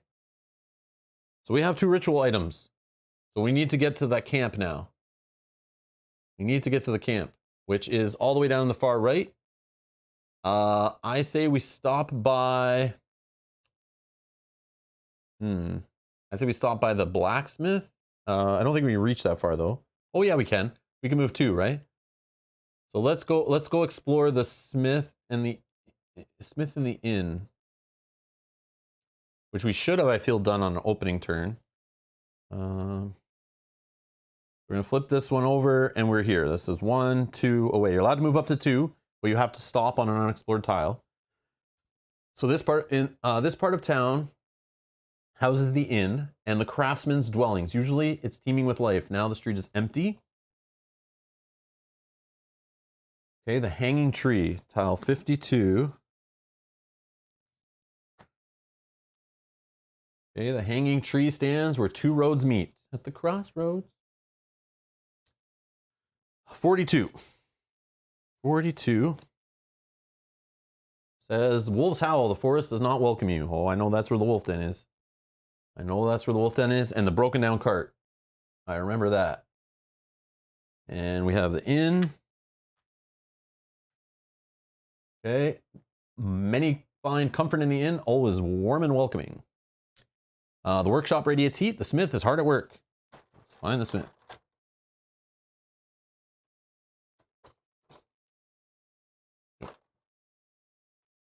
It's up here. Okay. Mayor's house. Oh yeah, the mayor's house. I don't remember. It says the mayor's house stands empty. What happened here? Remember we had to like break into a door. I don't remember what was in there. I think it was silver, like that. A mirror or something was in there. Okay. So what are we doing on this tile? I think we just go to the blacksmith, maybe buy something that we think might be helpful. Maybe. I don't know. I feel like we should have went there first, got the lock picking stuff, and that would have been a nice start. But maybe not. Maybe that's too many days to go to the right. I don't know. But then there's the whole horse thing, jumping on explored tiles. But then you had to have gone to the tiles to get there. I don't know in solo if that horse jumping around anywhere makes sense, because we didn't even open the circle place, right? We didn't even go that way, so it's not even ready for us. So we couldn't teleport to it anyway with the horse. So we kind of just have to move into it, normal. Brian's saying coins in the mayor's house.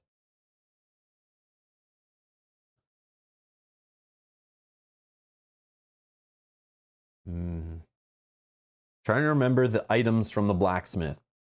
I believe we could grab an axe. I know there was lockpicks. There was like, I think the crossbow. There was like 5 total items or something.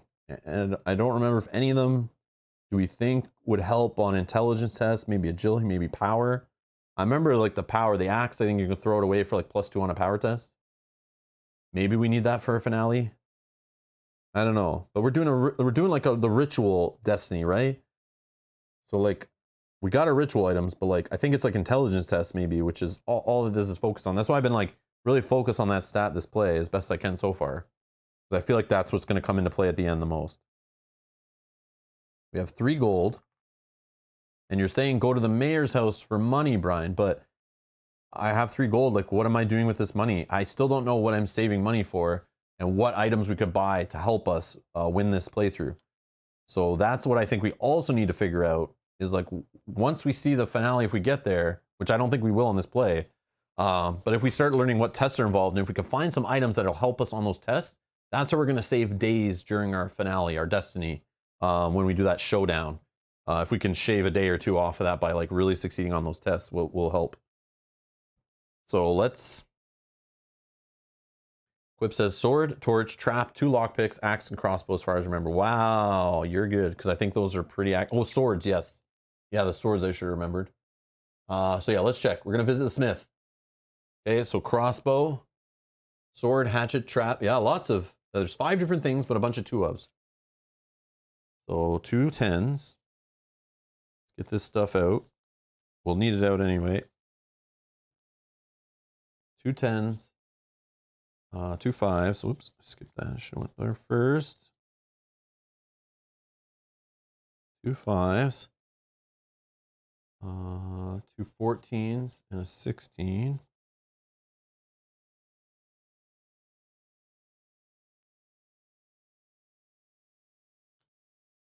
And a 27 crossbow. Okay. Yeah, 2 lockpicks, 2 hatchets, 2 swords, a trap, Trap. Okay. So trap is on agility test. We could discard it to roll, make our roll. Instead of rolling, we just get a 10 result. But right now that only gets us 2 successes. So our agility is not the jam. The sword just helps us in that kind of test. For power, do the same thing, which I don't think power is what we need. I feel like we should just, the lockpicks are what matters on this thing we're trying to do. And the crossbow, I feel like none of this helps. None of this really helps. But now if I'm thinking QR code scanning, lockpicks, hatchet would have been good to break down the door. Lockpicks maybe would have helped. The sword would have helped us with the wolf maybe. So with the crossbow, oh no, maybe not. It was like fire. You needed fire, right? Or was that, I don't remember. So that's okay. That's okay. We're learning, right? We're learning. We talked about it at the start of the stream. We did not expect to win this first playthrough at all. At all. Like not even close. So we're testing out this mode to see how far can we actually get with a couple playthroughs. We're going to play twice today probably. And just see how it works as a way for people to see how this mode works, to maybe help them decide whether or not that appeals to them and could add to the value of the game. And I want to know personally, because I want to try it out too. And I will try it in future scenarios too. After we play the campaign 3-player, I will go back and we'll try some solo runs and see if we can do some of those scenarios, whether on or off the stream. I like this idea. I like this idea. It's really cool. And if I was playing this off stream, I'd probably have a little notebook and I'd be like jotting down, you know, trying to figure out where to go, which is pretty cool. Pretty cool. All right. So I don't know if we care about any of this stuff to purchase from him. But it's a possibility. Ask about an item, ask about our destiny. Let's ask about the destiny. Sure. Let's ask about the destiny. And we are doing the purple, the ritual items. I don't know if such matters, but the old Pathfinder might. Ah, the Pathfinder lives in the dark forest in the bottom left. That we know from last one. Cool. Yeah, we should have, maybe that's a thing. We go to the Pathfinder on the next playthrough just to get information, maybe knowing we probably won't complete it either. Maybe the Pathfinder gives us some tips on the most efficient way to do it. And Kazumi says, I think for what is coming, the remaining camp has more interesting items. Yeah, okay, so we're going to save our money then. That works. Let's ask him about some holy water for fun. I don't know. May it protect you from the dark spirits. Okay, let's just end our turn. Okay, refresh our last effort die that we have not refreshed. 2 days remaining. Husband of a witch, son of a witch. Nothing good could have come from this. Some say about the missing mayor. Others claim the sorceress summoned the beast to kill him, as she did in the dark woods. Okay.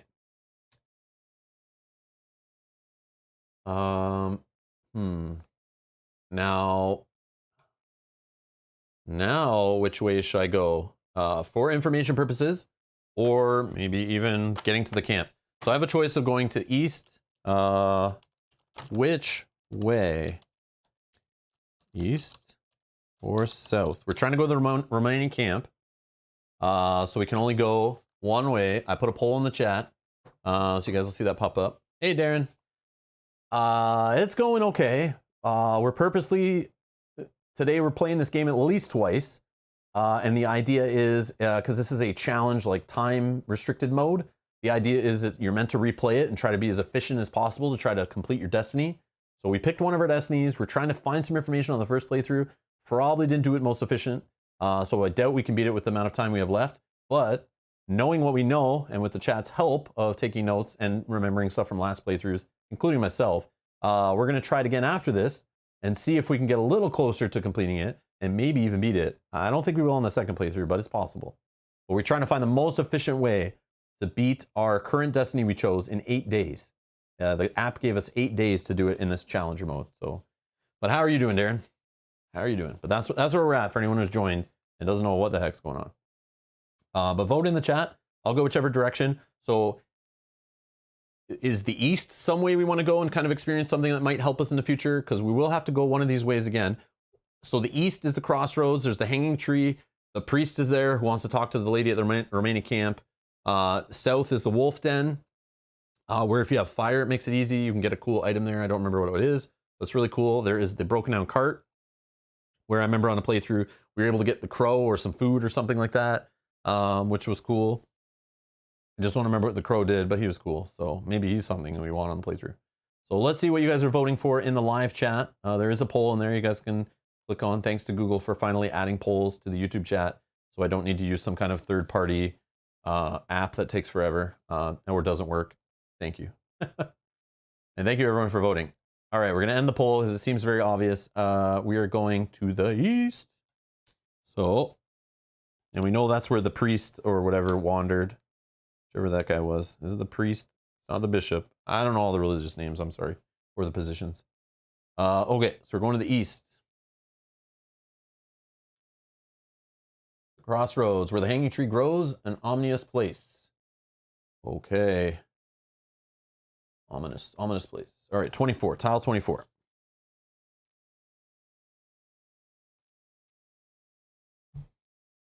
Also, we're going to see how the setup and reset of the game is. I'm going to leave all the tiles on the table, though. I'm going to do. There's music in the distance. The Romanian camp. The Romani have made their camp there. All right, so we need the hanging tree. Ropes hang from the gnarled branches. The hanging tree stands as a warning to those who would break the law. And we got our little buddy here. And he is, two roads meet here. Some claim the crossroads are places of power. All right. Oh, the crow had silver. Oh, okay, okay.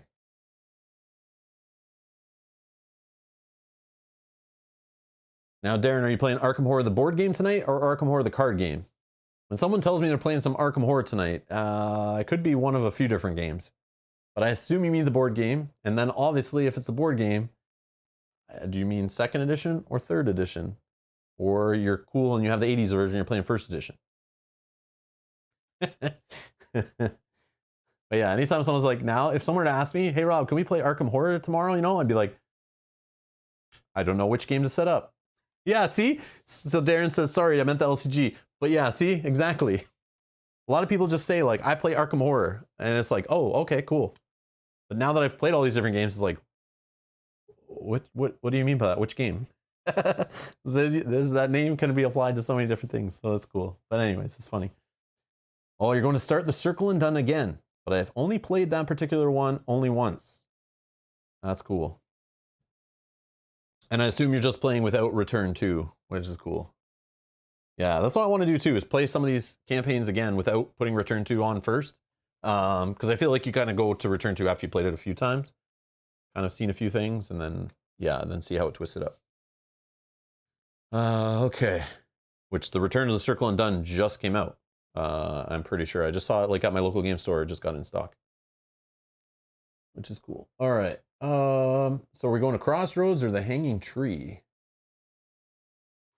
I don't remember. I remember the Crossroads, like this guy wants to talk to the lady at the Romani camp, but I feel like we don't need to be doing that on this playthrough. I don't feel like it matters for a Destiny. And the Hanging Tree, I don't remember. I remember there's like a rope that we thought you could, like, there was a rope we found later, but I remember thinking you could climb up the tree. We used the axe on it. I remember that, but I do not remember what we got out of the tree. The crow steals stuff, right?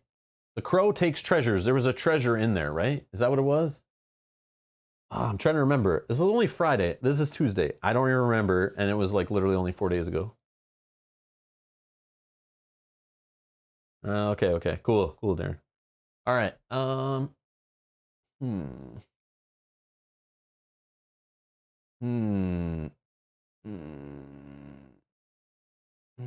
I think this led to silver, so I'm going to ignore the hanging tree. Let's talk to the dude. Some say the crossroads are places of arcane power where dark deals are made. In times like these, in the shadow of the hanging tree, you're inclined to agree. In the distance, you hear a sad howl. The beast? No, not even a wolf. Something smaller. The priest stands by the crossroads distraught. He approaches you as you come. So I can look at the sign. I can follow the howls. Ask what troubles him, or ask the priest about our destiny. I'm going to start by asking about our destiny, just to see what he says, for funs. Even though we kind of know where to go. But I'm curious. The fortune teller can surely tell you much about this. Okay. Which we're on our way to the fortune teller anyway at the remaining camp, so that makes sense. Now we know kind of like to talk to her instead of the king, I feel, is what we need to do. So Crow had a small silver charm. Okay, perfect. That's what I'm thinking, and that's what I thought. He like collects treasure, right? Was the thing. Look at the sign. Sure. North to the manor, west back to town. Someone tied a colorful shot to this pointing south. Curious, yeah. We don't care what troubles him. Let's follow the howls. Is that a good thing to do? I don't know. It's like I don't want to do tests that I don't need to do because they could hurt our stats. And that's the way I kind of have to play, right? I mean, I could put one purple die in since we know we're refreshing anyway. Yeah, let's just do that. Let's just try it. One purple die. We rolled 5 plus a success. This is 2 successes.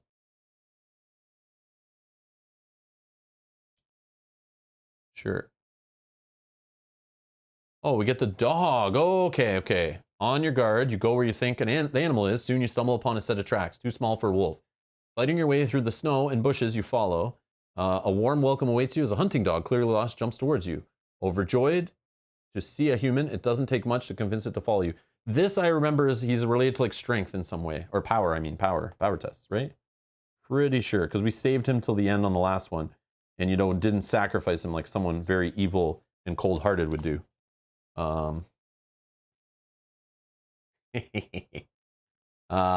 yeah, in every power test, you get +1 to your roll total. Okay. That's always. I like having all these always abilities. Sure, I'll ask what troubles him. I can't believe I'm asking you about this, witch, but I have a dilemma. He does not like the witch. He confesses, I intend to visit the remaining camp to spread the word of Christ among them. Now my troubles is twofold. First, I won't attempt it without permission from the fortune teller. Otherwise, it would be pointless to even try. And second, well, now amid these hellish events, I'm not sure whether I'm prepared to spread the good news anymore. I'm not going to encourage him. I'm not wasting my time. So let's just end the turn. I don't think it's beneficial. We have only 1 day remaining, so I think it's impossible. We're going to refresh that 1 die we spent. Day 8. All right, so we're just going to go to the remaining camp, of course. Flip that tile. Done. The remaining camp is warm and welcoming. Are they not afraid of the beast? And we got to get the remaining camp fortune teller.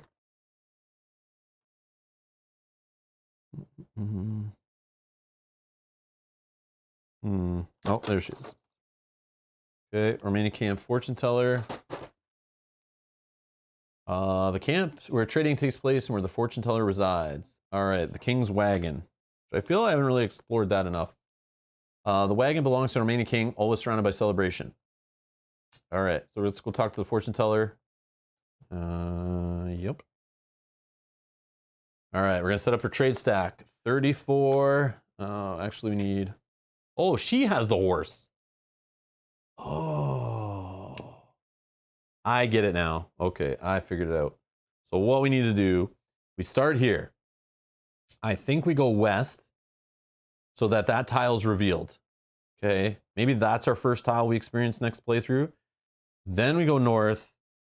So 1 day, 2 day. Hopefully we succeed on breaking the door open, but then we won't have the lockpicks. That's the issue. Maybe there's something here that can help us. I don't know.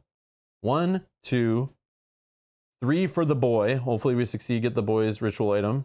Okay. So then by then we have 2 ritual items. 1, 2, 3. Then we go 4, 5, 6. We buy the horse.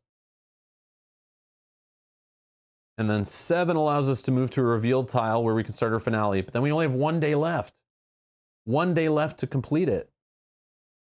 I don't know. This seems like, I don't know. I don't think that's possible, but I'm kind of blown away, unless my movement is off there. But again, maybe there's a ritual item that is more on a revealed tile already or something. Like we could be grabbing the wrong 2 ritual items. Like maybe this is not the one we need to go for up here. I don't know.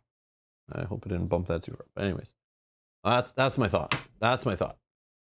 It looks like meat's back on the menu, boys. All right, so let's figure out what we need for our stack. So we need horse is number 1. Yeah, so this guy, instead of a move, that's where I was going, is you can move to any explored tile. So this will at least get us closer back to that tile. But again, it's still at the start of a turn, so we still have to wait till next turn. We have no more turns left, so. But yeah. Oops, why am I putting it there? But we'll still get the stack ready just so we have it for our next playthrough we'll do in a couple minutes here. 2 medicines, which are number 12. Okay, 2 12s. Torch is 15. And a lantern 34.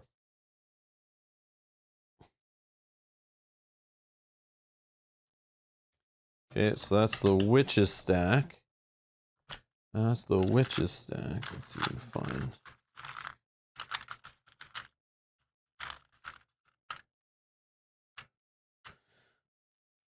Or the fortune teller. Sorry, fortune teller stack is what I'm trying to say.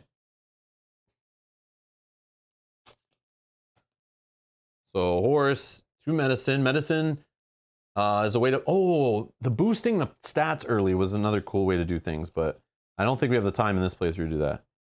So we can boost our stats. +1. So the torch is a good one to throw away in your finale, right? To get +1 success on each test this turn. So assuming you're going to do a couple tests on a turn during your finale to get free successes. And the lantern's one to have good, like, buy as quick as you can. So when you start exploring, you gain experience. But again, those are for like longer plays, right? Where you have more time to go do those things. Which we don't have. We do not have. All right, quieter part of the camp. The fortune teller's wagon is treated with reverence. By the entrance, a few older women are performing a ceremony of some sorts, blowing smoke over talismans you don't recognize. One gives you a toothless smile as you enter the wagon. I feel I can help you, says the fortune teller, but you must tell me what you need. She pauses, unlike the priest. He wants to talk to me, but he doesn't know how to ask. The fool! We don't care. We don't care about your issues. All right, let them Romani purify a ritual item. Oh, this is the problem. Does it take 2 freaking turns, just like the blacksmith, to hand in your 2 items? If that's the case, man, I don't know. We're not doing it correctly. Kazumi says, I would say don't start planning next game before you finish this one. That's the wrong way to think about it. Purify the ritual item. Okay. Let the fortune teller divine your fate. We don't care about that. Speak in defense of the priest. Nope. Look at the market. Ask the fortune teller about her destiny. Let's do that. Let's do that. Just to see. There are rumors of witchcraft in the dark woods to the southwest. You don't intend to go there, do you? I don't know. I guess not. It's one at a time. Oh, that sucks. Okay, let the Romani purify a ritual item. The dog, right? No, I'm just kidding. Okay, let's do the occult folio. What knowledge of witchcraft you may have is dwarfed by the fate of the fortune teller and her companions. They guide you in the rites of song and smoke, and you learn much. The darkness that lingers in the unholy thing recedes, and only an empty husk remains. You, however, feel a newfound power inside of you. The first ritual item has been purified once more, and you can begin your ceremony. Discard the occult folio. Okay.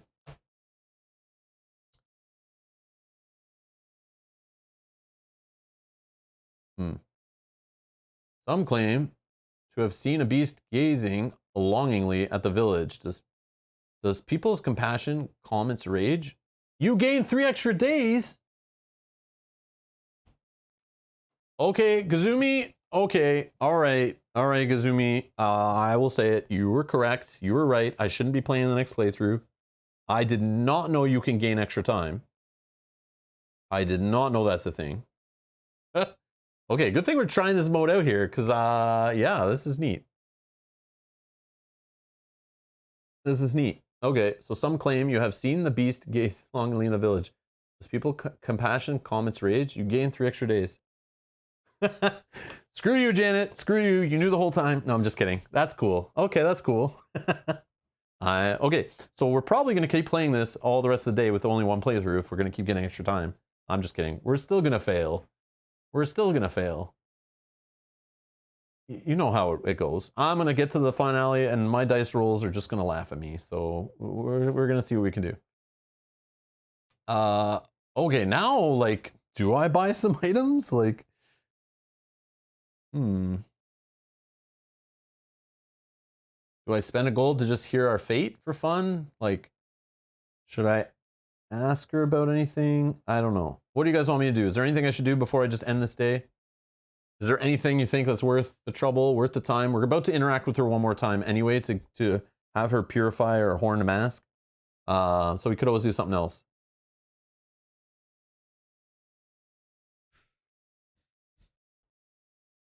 I knew you'd play before, Gazumi. I knew it.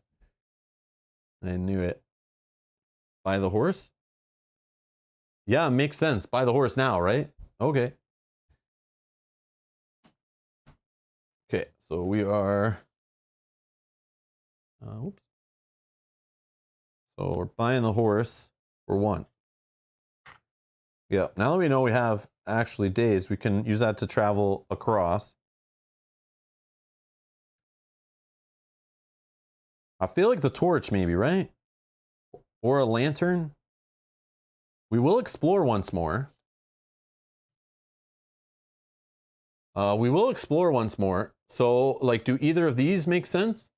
Like, we will be exploring, so we'll gain a free experience, at least one, which could help. Or do we get the torch and just kind of like toss it to get a success on that like final turn? Lantern, says Janet. Okay. Yeah, like I want one of them. I think it's a good idea, right? We're still going to explore only one tile, but I mean, it's still an experience. And like, what else am I doing with the gold? That's where I'm at. Okay, I'll go with Janet's recommendation of a torch. Torch of Divine? Okay. All right, so we got a torch. Oh. Torch and Divine.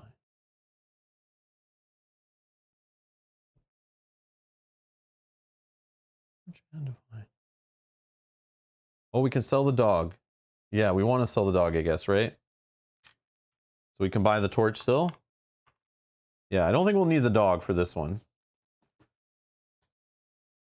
Okay. So we'll have 1 gold remaining, right? If I did that all right? Okay. Oh, we have both.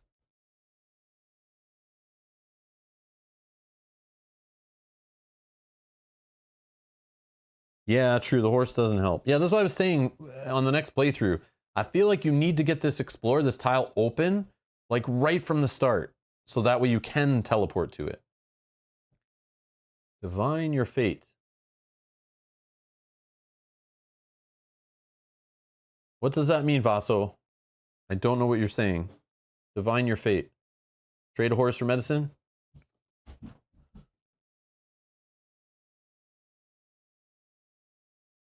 Okay. I mean, we could throw away the medicine just to buff up her power. The only advantage is the horse can get us somewhere on the board that we can't reach, and we can interact with the POI on a different tile. Because right now, the way it's working is I'm going to go back here where the blacksmith is.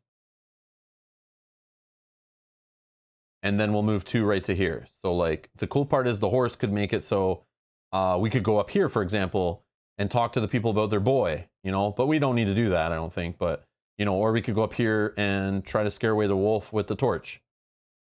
I don't think we need that horse, but you know what I mean? Stuff like that. The fortune teller can divine our fate. I see what you're saying. I see what you're saying. You're talking about the app right now. Okay. I thought we're doing items right now, but yeah, I see what you're saying. Okay. So let's do that. Let's do that. I like the suggestions. I'm down. All right, because we can afford that now because we have a gold left. I gotcha. I gotcha. Her eyes lock onto yours, gazing deep, as if into your heart. Compassion, she whispers. Take heed, sister. Your kind heart drives your spells and your charms, and you may yet do some good. But at the fiery shore, you will forget kindness. Pray someone will come to remind you. She lays a single card onto the table. Her words fill you with fear of something that you do not yet understand. But you accept her gift. We gain a different tarot card. Oh, this is so cool. I like this tarot card idea. If it changes based on who asks and when. I think that's neat. Yeah, so we knew our fate before was not a good one last playthrough. But the Popess, is that what it is? Popus? Is that like a female pope?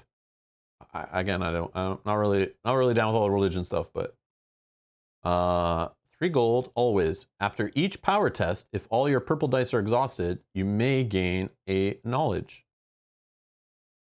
or intellect or whatever that stat is. Okay, so medicine. Oh, we can discard the medicine, use its ability to get us 4 power. 1, 2, 3, 4. Yep, done. Let's do that. Okay. Speak in defense of the priest. No. Let's just end our turn. Okay, day 9 will refresh. Oh, we have all our dice refreshed. Days remaining 3 now. Okay, so I guess we're going back to we're going to the this tile. So inn, mayor's house, or smith. I feel like the inn.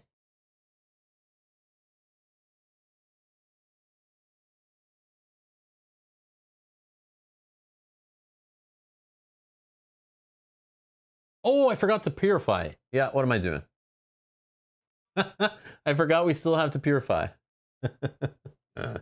Yeah, I almost left like an idiot, thinking we were done there. Okay, so yeah, let's purify our horn mask. We're going to discard it. Again, strange rites you perform with the remaining purify the dark artifact. You can feel their magic strengthening you again. You are ready now. The second ritual item is free from its dark magic. Your ceremony at the Standing Stones can commence. Guard the horn mask. Okay. Oh, 3 extra days. 3 extra days. Some claim to have seen the beast gazing longly at the village. People's compassion calm its rage. You gain 3 extra days. Now see, this is where the horse, now that we have more time even, like, man, to fly around the board.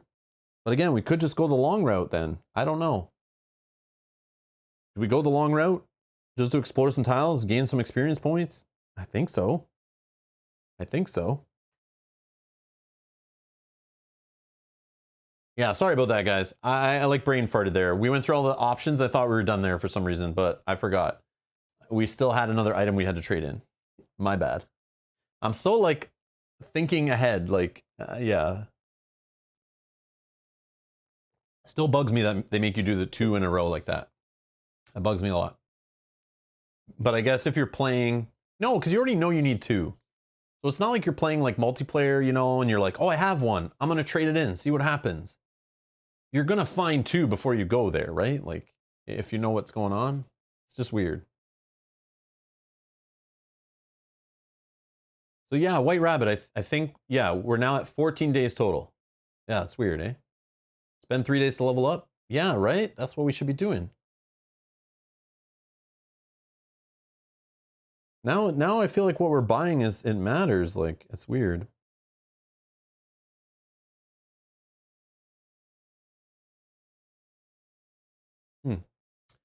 Okay, I guess I'm gonna ask her about my destiny now. See what she says. I don't know. The Standing Stones rumble with a strange power. You should go there fast. Whatever you're planning, you're ready. Okay, but do you even know what my stats are, lady? Come on now. Do you even know what items I have?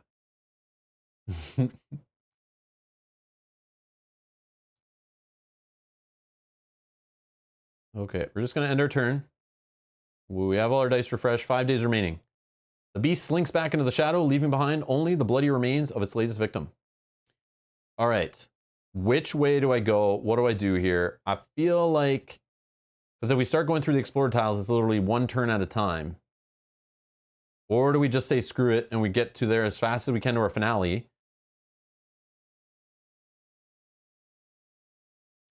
Wait, Rabbit, I don't think you can. I don't think you can show her more ritual items. I think once you show 2, that option disappears. So if we went to her again right now on this turn, I don't think she would be asking about purifying items. That's how I think it works. But yeah, you can find more than 3, or 3 or more for sure. But yeah, I think you only need to trade in 2, then she kind of like finishes that story. But I could be wrong. It didn't kill the bishop. Oh yeah. Weird.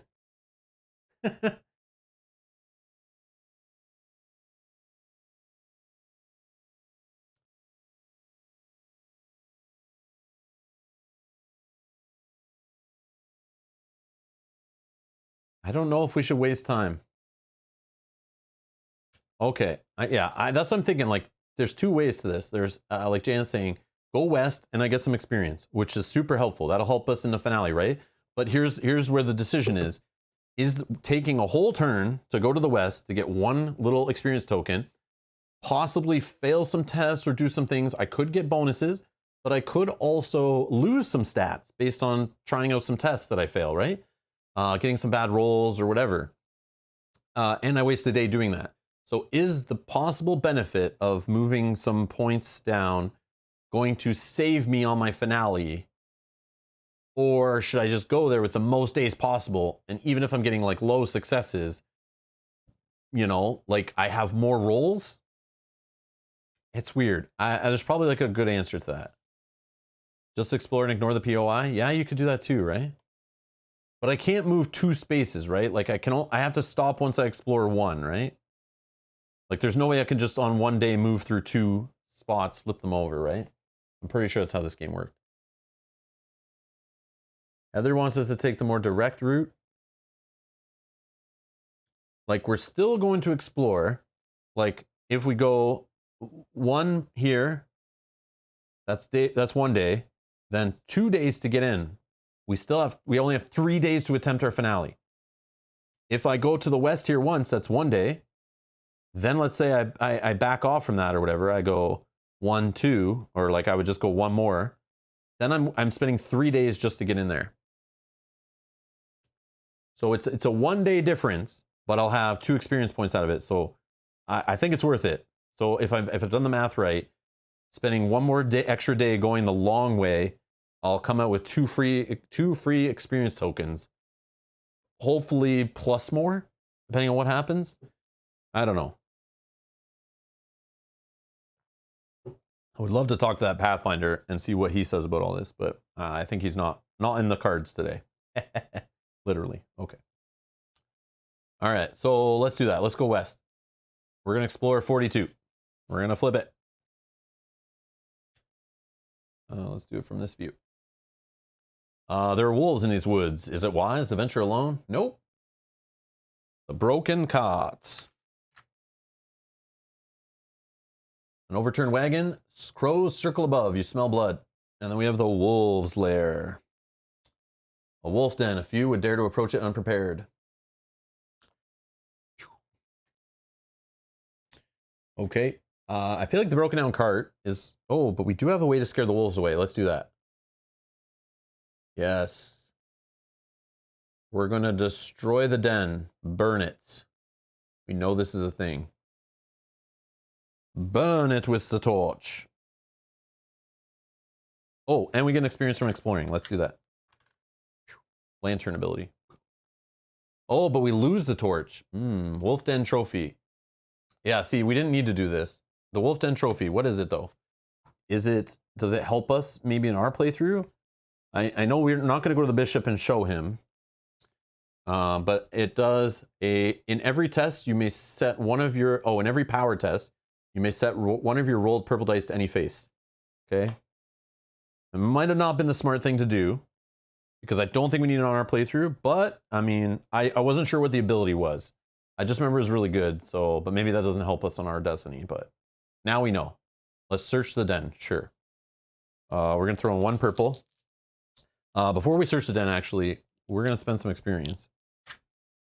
1, 2. We're going to 10 on the intelligence or whatever. We got 4 plus a success, so that's only 2.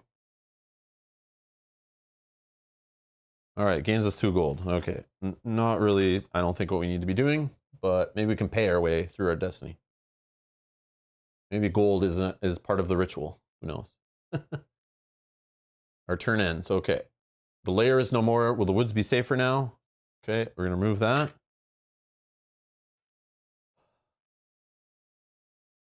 Okay, refresh our dice.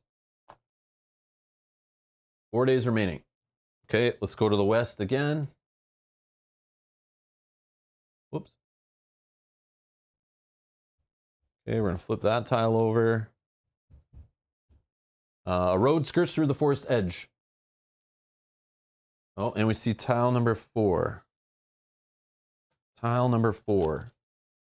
Which few venture this far into the woods, and fewer still with the beasts around. Okay. Okay. A fat monk slowly makes his way through the thick snow. Always get a chuckle out of that one. Fat monk. The beast is gone. Where is it hiding? And this is the bloody remains, right? Yes, the bloody remains. Bloody remains. I don't remember what happened there, but I feel like that led to a ritual item, maybe. But I don't think that's what we worry about. The monk was all good, right? You think either of these will help us at all? And which one? Which one? Does anyone remember? Let's do a little poll. Which POI? Monk? No, fat monk.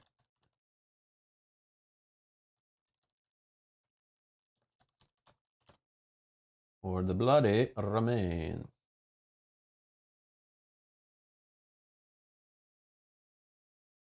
All right, poll in the chat. Poll in the chat. We'll just do a quick one. Bloody remains might get you something for the ritual. And I don't remember. Like, we did both of these. We've done them both before. I just don't remember. I think the crucifix, I feel, was a silver item, but maybe it was a ritual item. But then we did the monk again, and we did something different and got a different item or something. I feel like both playthroughs we saw something different off the lost monk. And then the bloody remains, I do not remember what happened there. I don't remember. Was it a tarot card? Was it a ritual item? I don't even know. I don't remember. Brian says, sounds like an IPA. I enjoy a bottle of Fat Monk every now and then. Still is rice, you'll definitely be helping him lose weight. You guys are horrible. But yeah, vote in the live chat. There is a poll there right now. I'll end it in a couple seconds. Yeah, White Rabbit. On the first playthrough, we got the crucifix. But spoilers, on the second playthrough I did on Friday, solo, with the Huntsman, I did some different options with the monk, and I think I got a different item. But I could be wrong. I might be misremembering. But we made some different choices. Yeah, monk is a silver, so we don't need the monk then, I don't think. All right, let's end the poll and see. Bloody remains. Bloody remains. Okay. So let's do that. All right.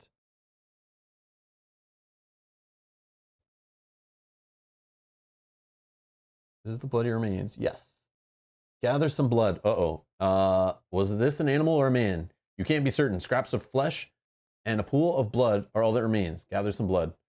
You gather some of the blood of the beast's victim. It's said it can hold magical properties. Gain instant blood, 35. What does this do again? Innocent. Oh, it is a ritual item. Okay. Oh, okay. So this is an option, right? But the bloody remains, I don't know if they show up right away. That's the other thing. Like, if we just go south right off the hop, do we get these right away? I don't know. Because that seemed really easy. This seems like the easiest ritual item we've ever seen. But does it show up right at the beginning of the game? That I don't know. But after each test where you rolled less than or equal to a 5, Yeah, I feel like we want this item like right at the beginning, if we can. I don't know if we can. I remember we talked about this on Friday. I feel like that, but then somebody I think said you can't really get it right away because you need things to happen first in the story, but maybe I'm just misremembering. After each test, we rolled less than or equal to 5, which we saw a few of those early. We could move any stat of our choice to the left, which would be super cool to help us out.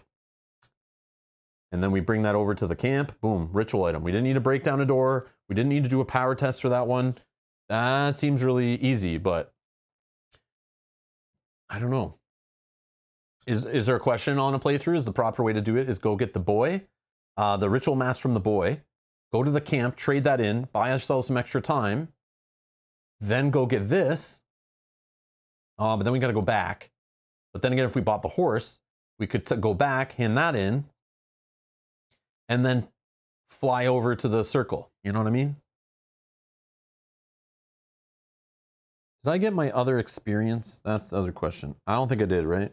I don't think I got my experience from exploring that last one. Yeah. The Bloody Remains is gone. All right, cool. Yeah, that is a super easy ritual gain. I feel like that's like telling us something. So we got some information there. I feel like that's one of the ritual items we go for. Maybe not the mausoleum. The boy's horn mask seemed easy too. But again, did things happen at the right time? You know, was it just because we got lucky on some of those tests? I don't know. But we did waste 2 turns trying to get the mausoleum, not mentioning moving over to that place for the book, whatever it was called, the occult folio. Okay, it's your turn. Day 12, refresh and effort die again. We have all our dice refreshed. Days remaining 3.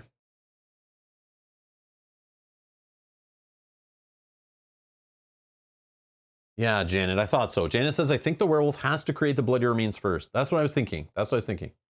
And Kazumi says, I don't think it's there from the beginning. I think it's triggered by the beast approaching the village. Yes. And I think that's what we thought, because in the one game it bugged and it showed it there on the tile before we even moved there. Which was kind of neat.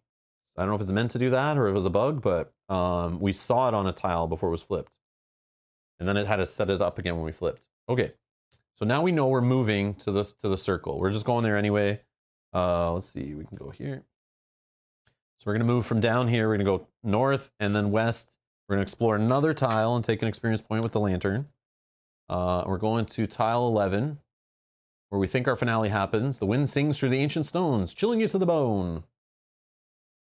A place of old worship, now rarely visited, the standing stones.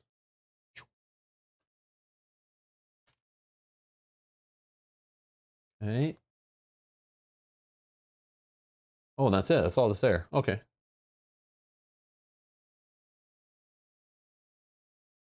Janet, I don't know. Do I have 3 days? I don't know. I think I need 3 days on the finale. At least. Because remember, I'm going to have some bad rolls. That's the thing. That's going to happen. That's going to happen. I know the extra experience maybe would help, but I don't know if it's worth the extra day.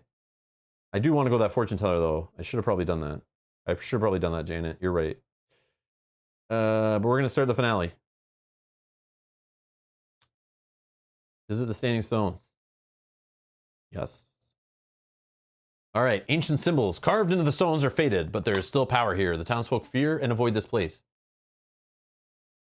So we can do some things before we begin our rites, but I'm scared. If we pick some of those options, will it just end our day based on some tests? What should we do? What should we do? Let's see. Can we... let's see. Well, let's do another poll. What to do? Meditate? Pray? Add option. Search?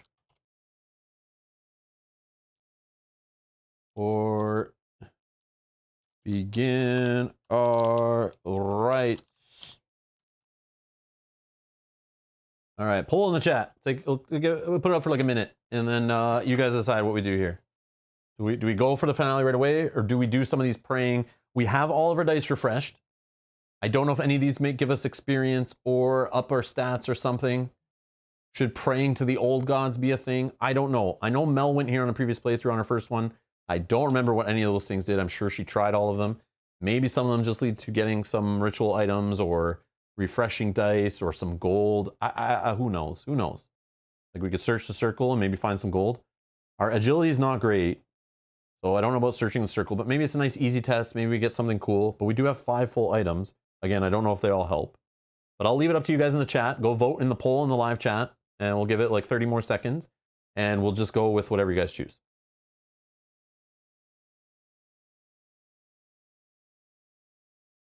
Yeah, whichever you guys want. We'll go with it.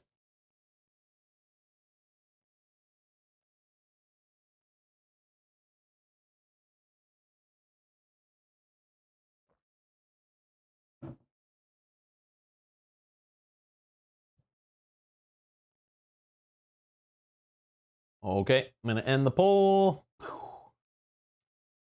And it looks like we're doing our finale. So we're gonna begin our rites. Thank you everyone for voting. Thank you, thank you, thank you.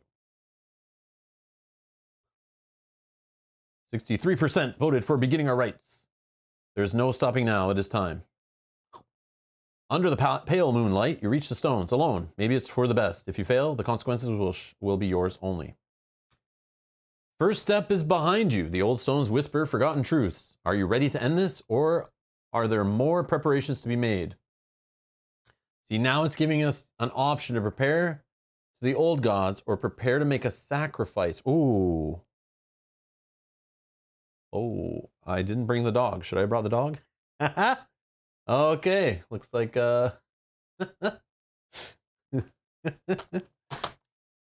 finale.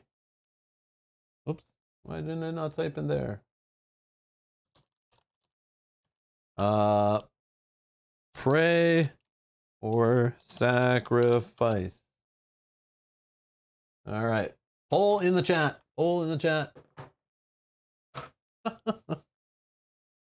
Oh, I have blood, right? The blood can be used for a sacrifice. You think? Just some blood in a bottle?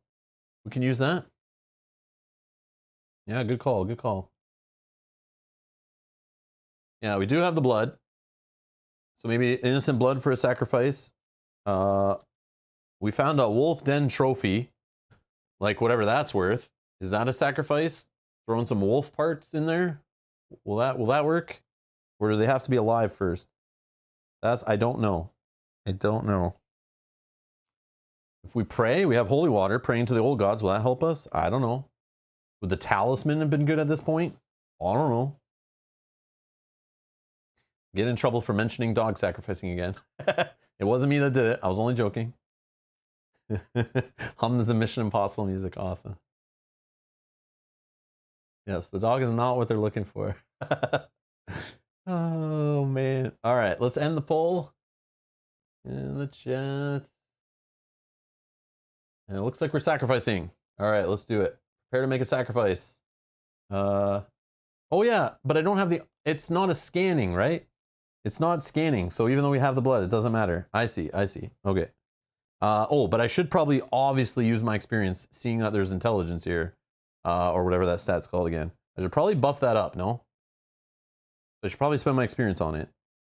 Let's spend 1 to go 1, 2, and another one here, and another one here.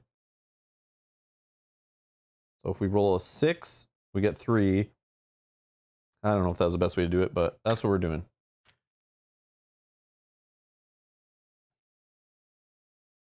Okay.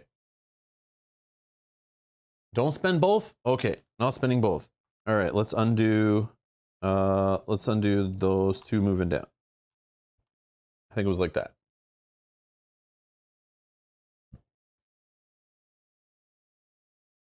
All right, now here's the question. Yeah, I know we'll have other tests, that is true. And they might not be that same stat. Okay, so knowing we're gonna have other tests.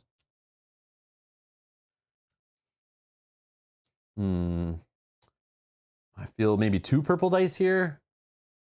Or is this an easy one? Is this an easy one? Maybe this is an easy test. Maybe we just go with 1 purple die. Maybe we go with 2. Maybe it'll let us refresh dice if we do good. That's the other thing I saw before, is sometimes if you like do something really good, they'll let you refresh a die right away.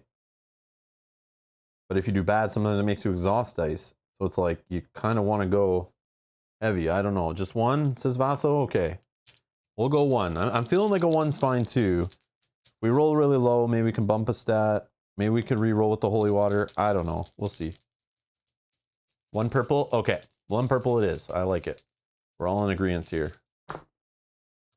All right. So we got a 2, 3, 4, 5. So we can move a stat down unless we want to re-roll this first. And what does this do for successes? 5 will only get us 1 success.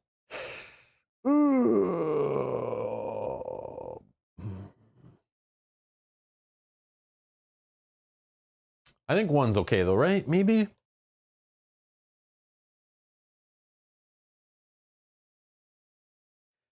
I don't know. I don't know. I only got 1 success because I rolled a 5. Oh, that was not a great roll. Yeah, I don't know. I'm kind of thinking like a reroll maybe, but maybe this is an easy one. That's the thing. Like, prepare to make a sacrifice. How hard is that? I don't know. Maybe it's not hard at all. Maybe 1 success is enough.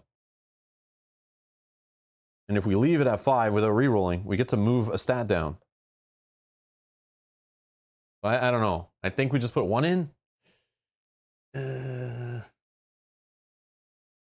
I'm going to try it. We'll try the 1. Confirm.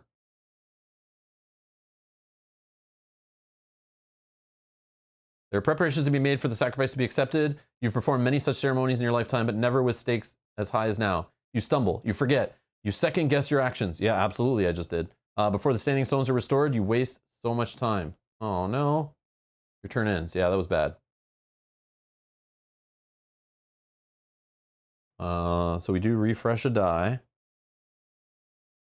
Yeah. 2 days remaining. All right. Yeah, I don't know. 1 success was not enough. When the curse of the beast was cast, dark powers touched the stones. That much you have learned. No lone mortal can contend with such sorcery. But here, in the place of old worship, you are not alone. It is just a matter of rousing the ancient sleepers from their slumber, if only for a short while. So the stones demand a sacrifice, which now there's an item scanning involved with that. Or a power to restore the old carvings. I feel like power is not our jam, so I don't want to take that one. I feel like we do this sacrifice. We could, the intelligence test would remind us, remind of your past offerings, or you brought offerings. Blood sacrifice. All right, let's try that. Okay, we're going to scan the blood. A simple sacrifice to the earth's gifts, as it was in the days of yore when the standing stones still attracted the faithful. Something stirs in the stones, something listens. So I just scanned the blood in. Okay, I didn't have to get rid of it. Oh, I also didn't get the stat bump. Let's bump our intelligence. Yeah, let's bump our intelligence. With that 5 we rolled last turn. So now, oh wow. No more preparations, it is time. Okay.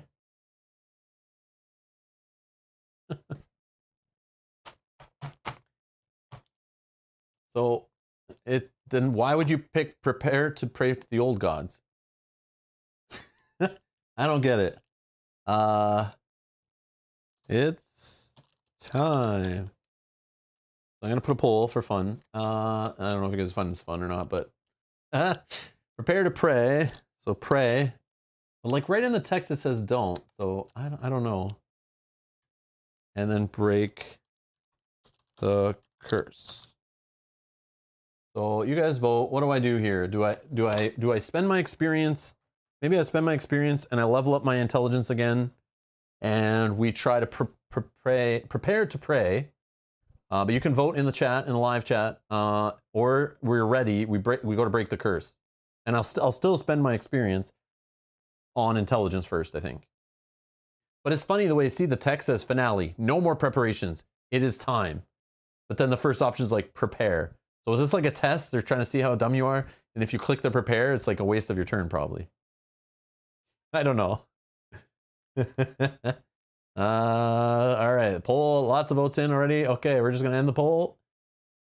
Boom.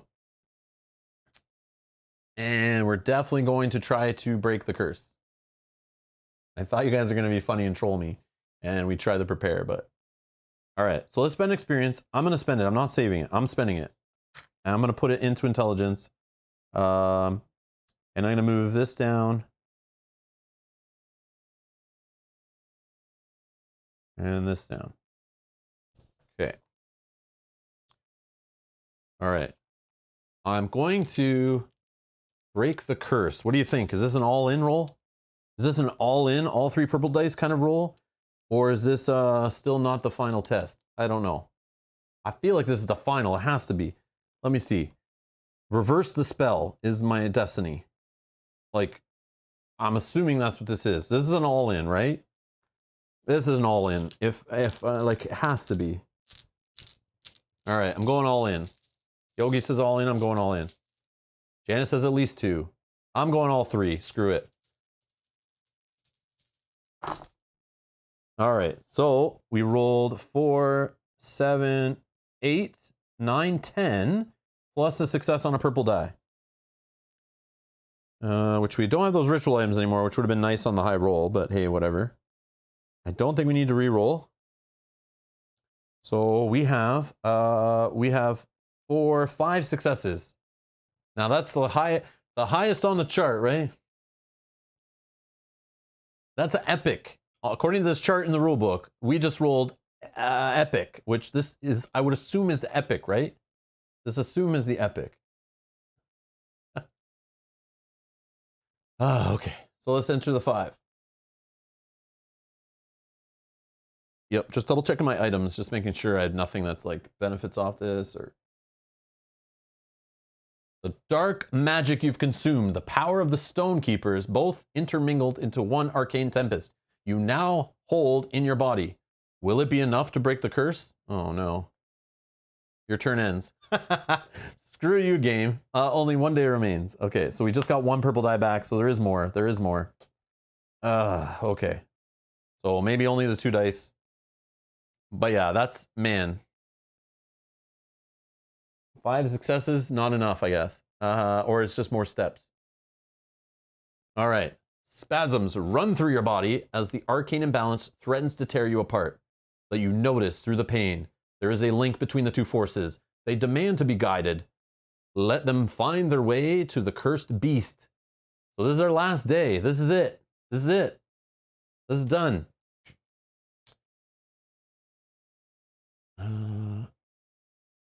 So guide the power to the wolf or guide the power to the man. So an intellect test with a memory of a wolf or with wolf flesh. Could we scan the wolf den trophy on this one?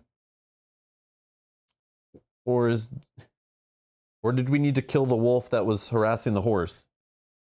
I don't know. And then guide the power to the man with the memory of your affection or with something from his home. We don't have something from the mayor's house, right? This is the mayor. We do not have something from the mayor's house at all. So we can't do that one. But this is very good to know. Oh, man. Oh, if we had one of these items, this is probably it. We'd be good. But I don't know if an intellect test we're good for it.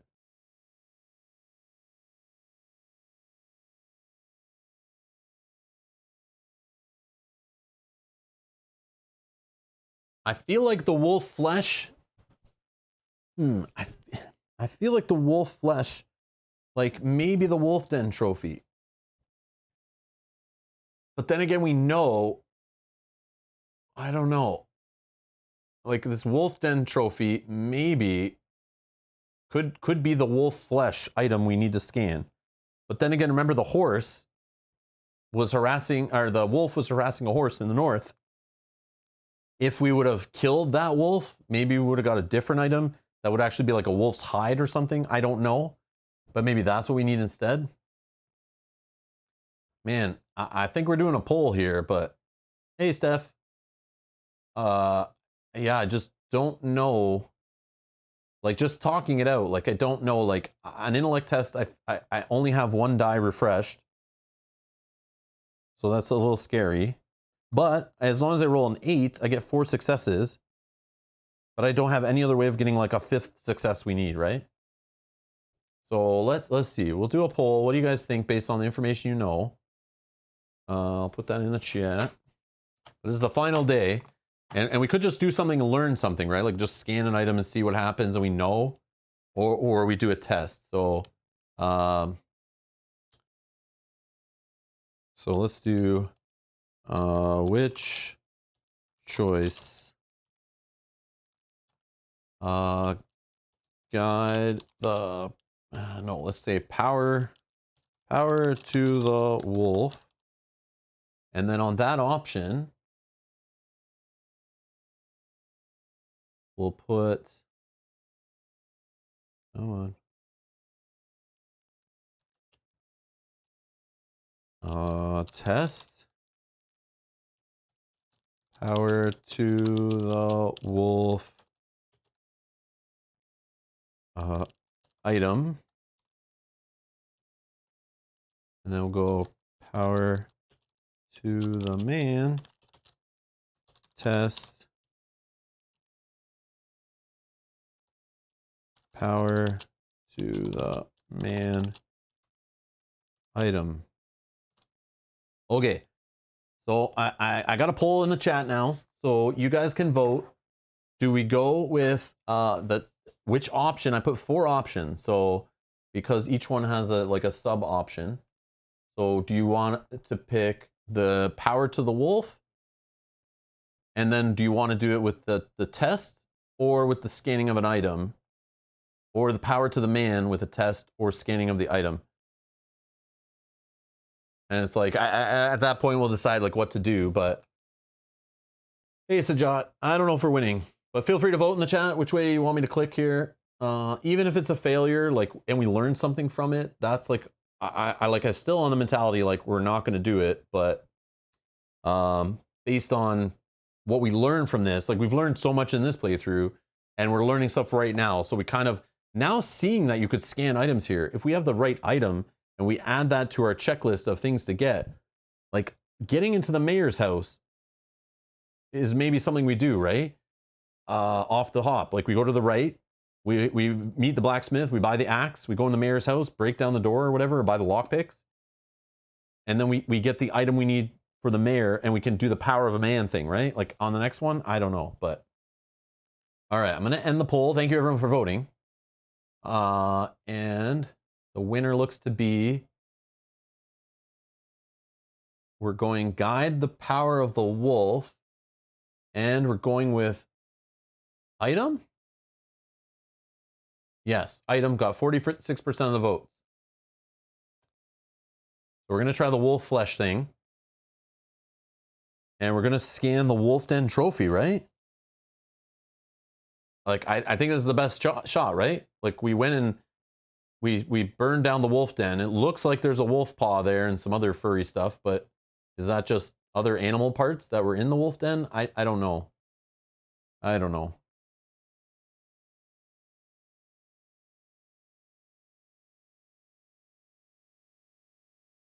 Flesh and blood, taken in bloody struggle. Strange kinship with the beast's own violent form, expertly guided to the power.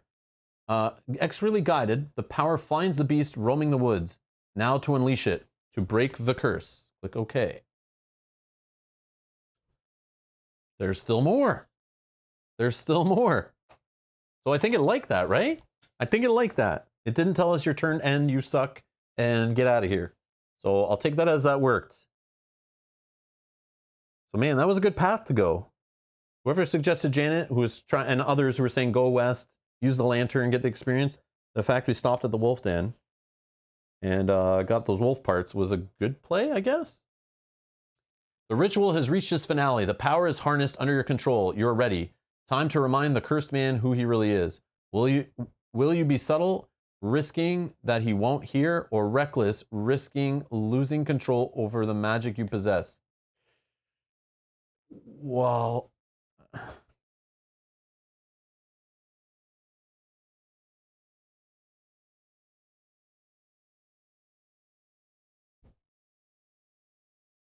feel like this is straight up whisper, right? Like I don't even need to do a poll. Like my power sucks.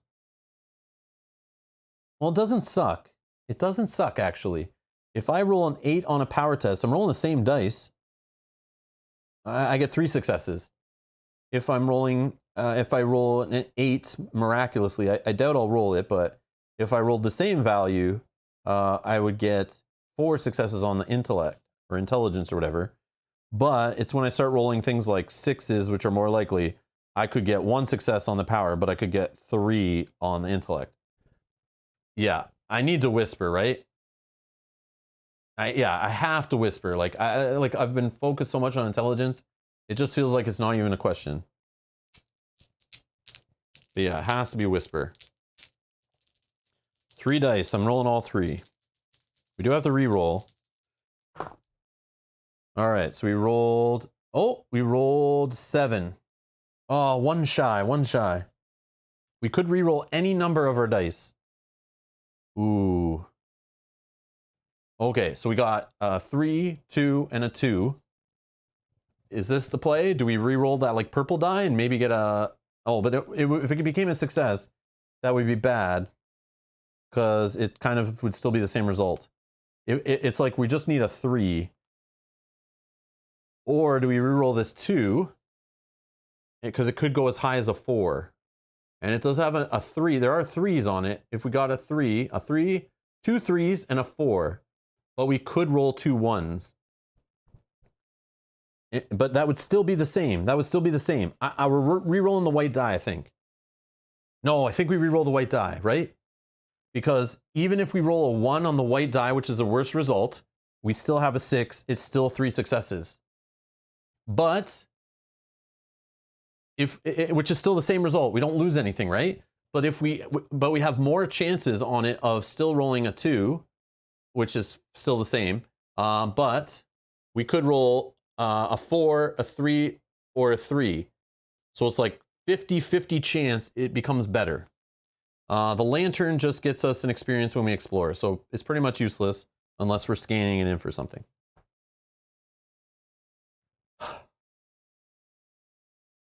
Is this the final test? I don't know. This is so annoying. Is this like the 5th test out of 8? Like, I don't know. This is driving me nuts. I feel like every one is like the final test, except for the very first one. I knew that wasn't, but yeah. I've already I wasted all my purple dice on some of them, and it's like, I shouldn't have done that. Ah, man. All right.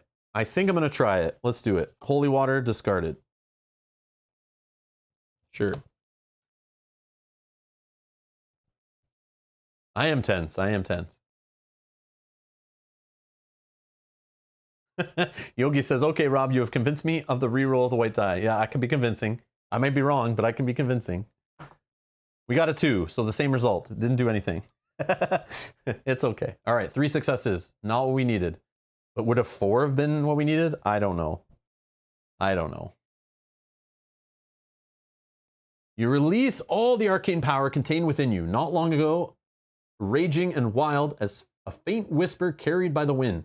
A calming spell to bring peace to a cursed soul. A name so dear to you to be remembered. The spell, woven with such finesse, reaches the broken mind, brings back memories, restores purpose.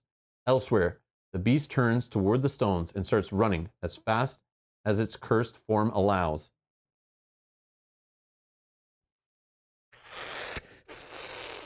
All right. Huffing and panting, the beast enters the circle. His eyes are full of anguish. Its moves are erratic and twitchy, as if 2 natures were fighting for control over its body. You stand before it, utterly defenseless and at its mercy. Does it remember you? Have you succeeded? In this sacred circle, sacrificed by your magic, will its form and mind be restored?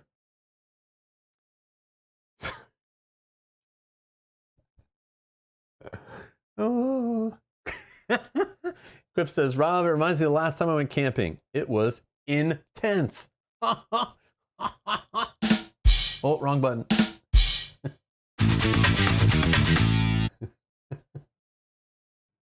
Oh, man. Oh no, that was right, right? Yeah, that was right. All right.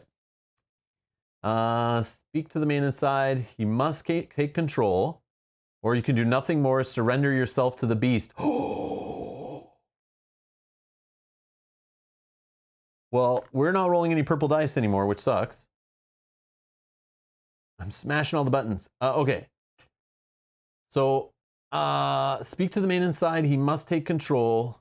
So one of these tests could be easier. One of these tests could use less successes. So if we speak to the man inside, he must take control. We obviously testing intelligence both times, rolling 2 white dice. But which one do you think would need less successes? That's really where we're at, unfortunately. You can do nothing more. Surrender yourself to the beast.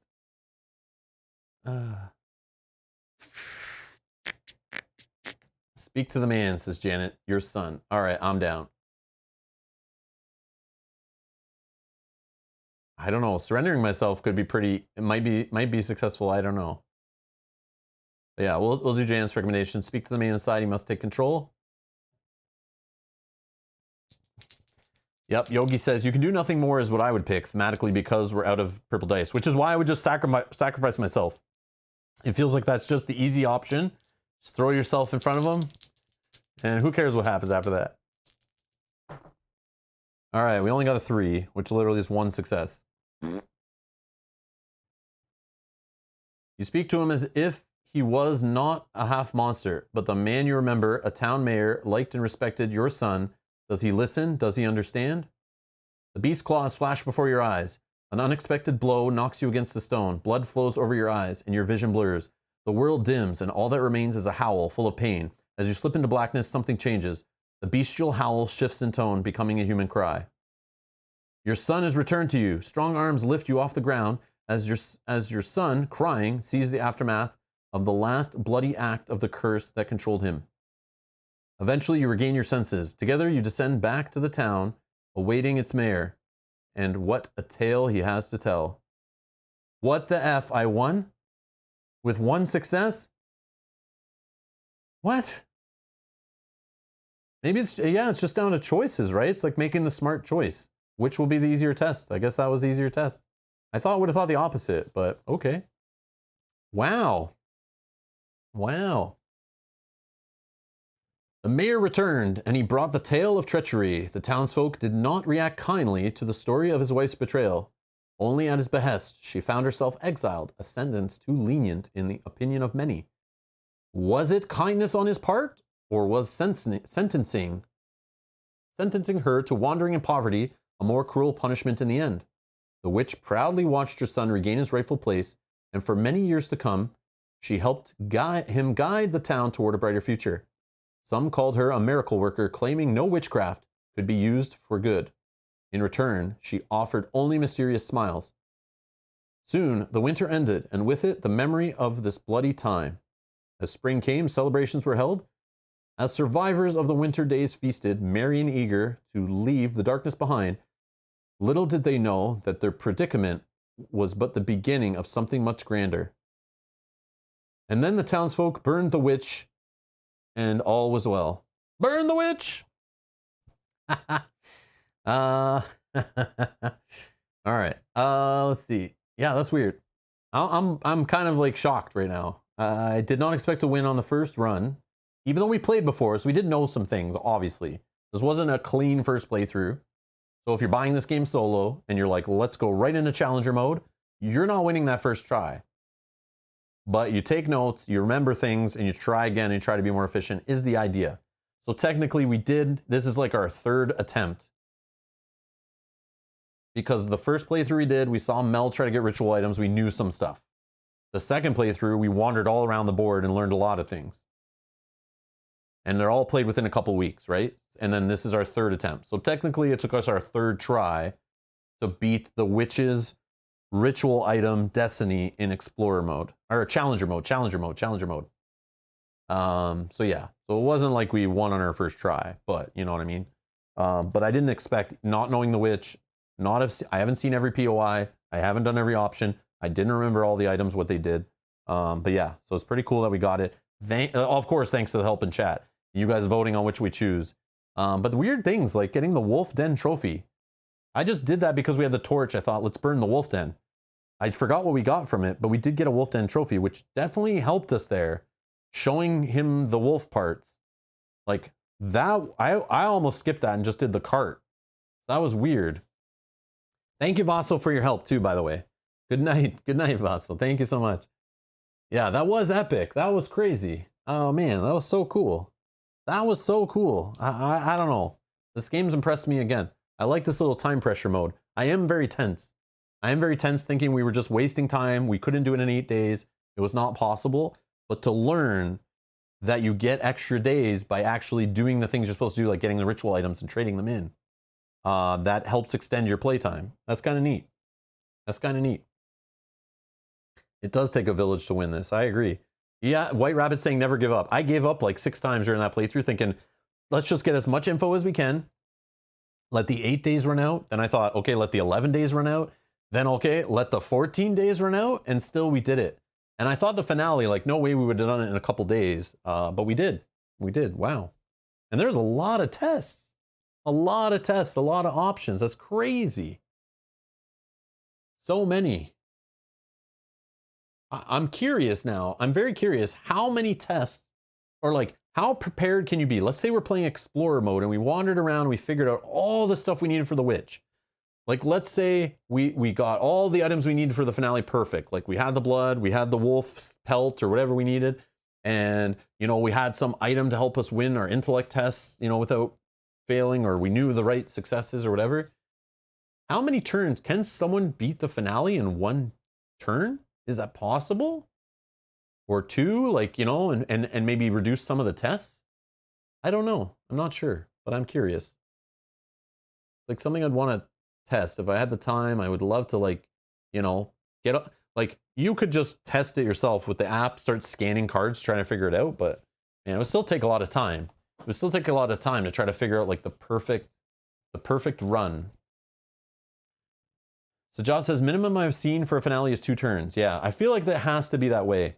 Because for gameplay balance and having the other players at the table in the multiplayer mode, you kind of want it so, like, once a player finds their finale, it's kind of like a red light, you know, like a siren going off to let the other players know that this player has triggered their finale.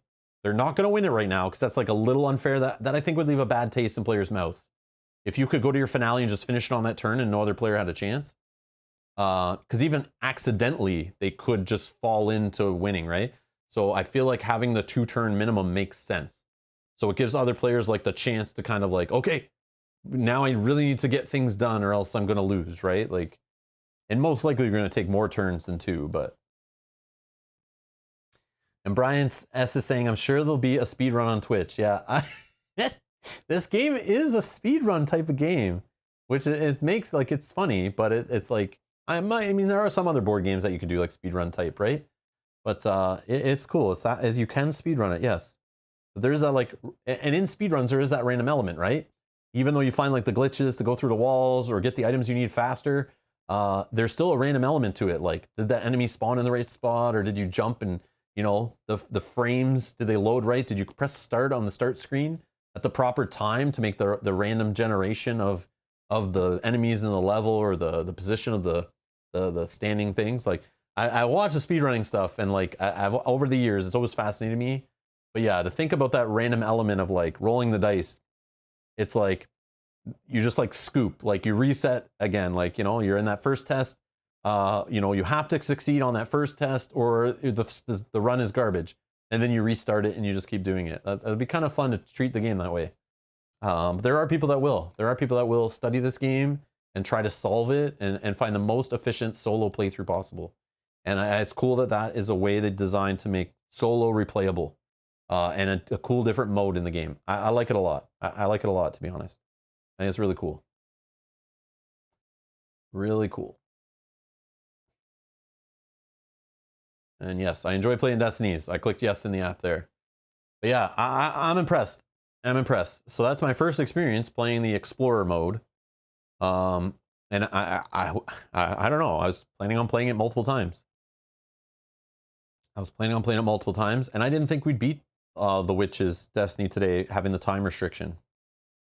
But we did. Thank you for your help, everyone. Thank you, thank you, thank you. But yeah, that was cool. It's still cool, even though we did it in the first try. But now the cool part is, like, even though I know that, I could take the Witch, clean this up, and play it again, trying the other Destiny. Like trying to help the townsfolk, 3 townsmen, so they agree to take part in the ritual. And that's a whole different thing, right? So like, I assume in that one, after each townsman you help, you'll get an extra 3 days. Because the townsman is 3 points, right? And to go help those townsmen, there's more work involved, right? Those are the longer ones. So I feel like, you know, going and finding the boy, then talking to the parent or whatever, the doctor, going and finding the medicine for him.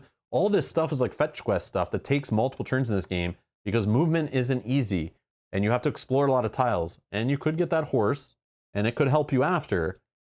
So there's like a cool strategy on that one where maybe like you go try to help one townsman get the horse as fast as possible, explore some tiles.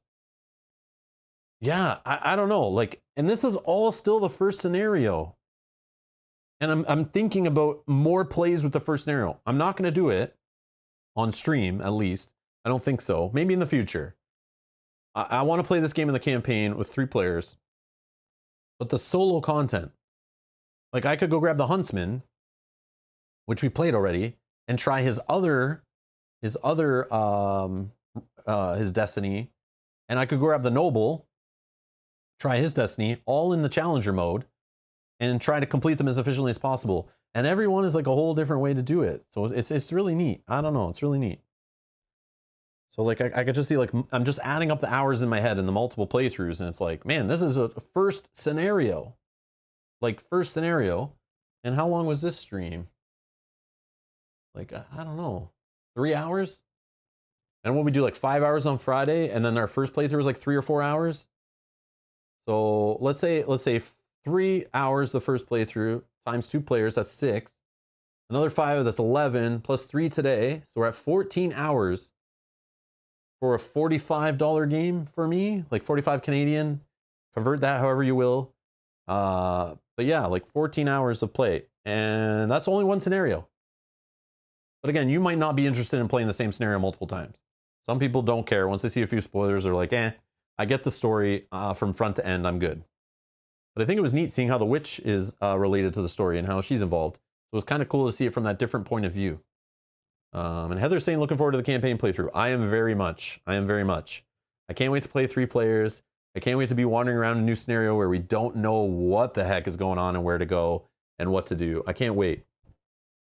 And I did see a review. I think it was the Dice Tower has a review for the expansion, the Seas of Sand or whatever it's called. And yeah, that looks cool too. There's no real spoilers, I don't think, in that one, on that review. But either way, I was like, okay, this looks interesting. It's just more scenarios, another campaign, new locations, new items, all this stuff, new characters, I think. But yeah, I can see that being real cool. But wait till you get your hands on the gin stuff. Oh man. Yeah, I don't know. It's cool. Quip says, I found the lack of drop bears disappointing. Oh, man. And Sajat saying, but which Destiny did you beat? All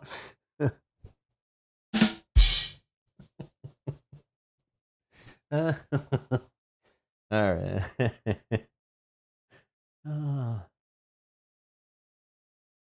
And Sajat says, I think I've seen a video of this beaten in 8 turns. Oh my God.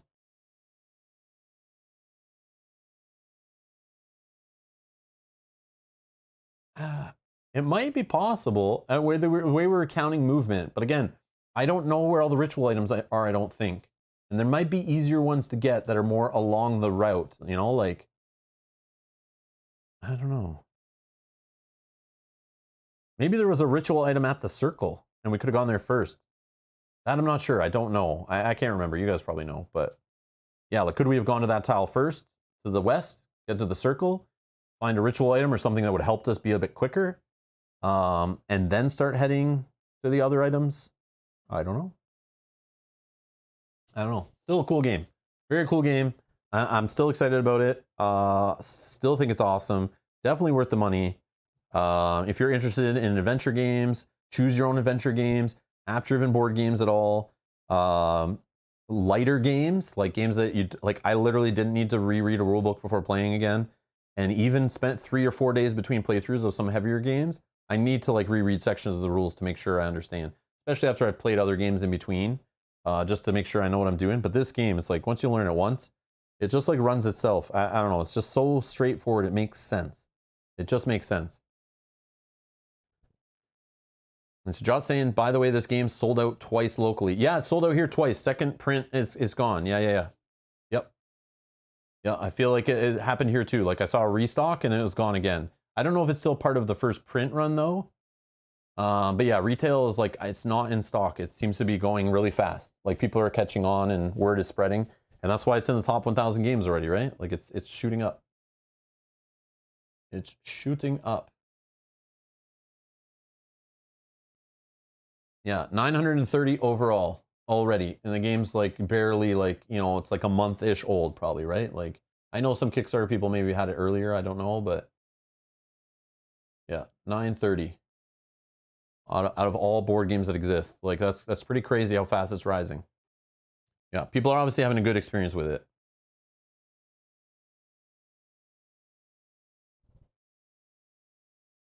Yeah, it's crazy. Yeah, just the fact that it's rising so fast. I'm sure the reviews are good. I don't know. I'm assuming other channels are liking it. I'm assuming other people just like Lucky Duck Games, Chronicles of Crime, you know, the hype, Chain of Grail, the fantasy theme, the Seventh Continent, you know, that kind of stuff. The Lord of the Rings, Journeys to Middle Earth, that this is like kind of inspired by, you can tell, or Mansions of Madness, like these other games. Like people just know those games are good, and when they see another game like that, they might just be like, you know, people are just excited about it, think it's good. I don't know. It's really cool, really cool. Yeah, as Heather's saying, seems like a game with tons of expansion options. I hope they continue to support it. I don't know what was in the Kickstarter, other than there's a 2v2 expansion that you need or something, and then there's the expansion with the desert theme. But yeah, if this game sells well, like we've seen, they've reskinned Chronicles of Crime, putting that in an older fantasy theme and stuff from the modern day crime theme. So who knows what they could do with this system, right? Who knows what they could go nuts, just doing different themes and areas. It feels, you know what it feels like? This could be today's version of oh, I forget the name. Time Stories. This feels like a modern version of Time Stories kind of idea. Like from a high level, right? Like it's a story-driven game. You figure things out. You might have to play multiple times, at least as challenger mode. But then it's just ripe for expansions in different settings, right? So it's like, yeah, I could see this being the way of Time Stories, where they just keep making story expansion after story expansion over the next few years. And they're just printing money like Time Stories did. Time Stories rebooted, but I feel like Time Stories is like, I don't know. I don't think it held up well over time, but that could be me. But maybe that's something I should try on the channel again now that I've played all these other story games. Go back and play that again. I don't remember much about it at all, but yeah, it feels like this could like have the same success of like Time Stories, but with an app, you know? Neat. Yeah, Heather, we are twisted for sure. They released the SW software in which they build the apps themselves, so you can add decision tree tests. What? Oh, if they were to do fan-made scenarios. But supposedly, Mansions of Madness, there's fan-made stuff, and I don't know how they did it. I don't know if they hacked the app, or if FFG released the code, or if somebody just made their own app. I don't know. I've not looked into it further than knowing it exists. But I believe Mansions of Madness, there have been fan-made scenarios for a while. And I know Sword and Sorcery, they released an app you can make your own scenarios and stuff. So like, I can see the fans kind of making their own thing out of this too. Because it's just like a box full of pieces, you know, you do what you want. Mansions, they hack the app. Oh, okay. Well, I mean, people could hack this app. People could make their own app. And with the QR codes, people could start doing print and play QR code stuff and just make their own things for their own story and come up with any kind of items, any kind of creatures and things, even stay in the same fantasy setting, change it. Yeah, if the community got a hold of this kind of stuff and started making their own things, it could get crazy. Oh, Janet says they are building a fan-based scenario builder to be released at some point soon. Oh my god.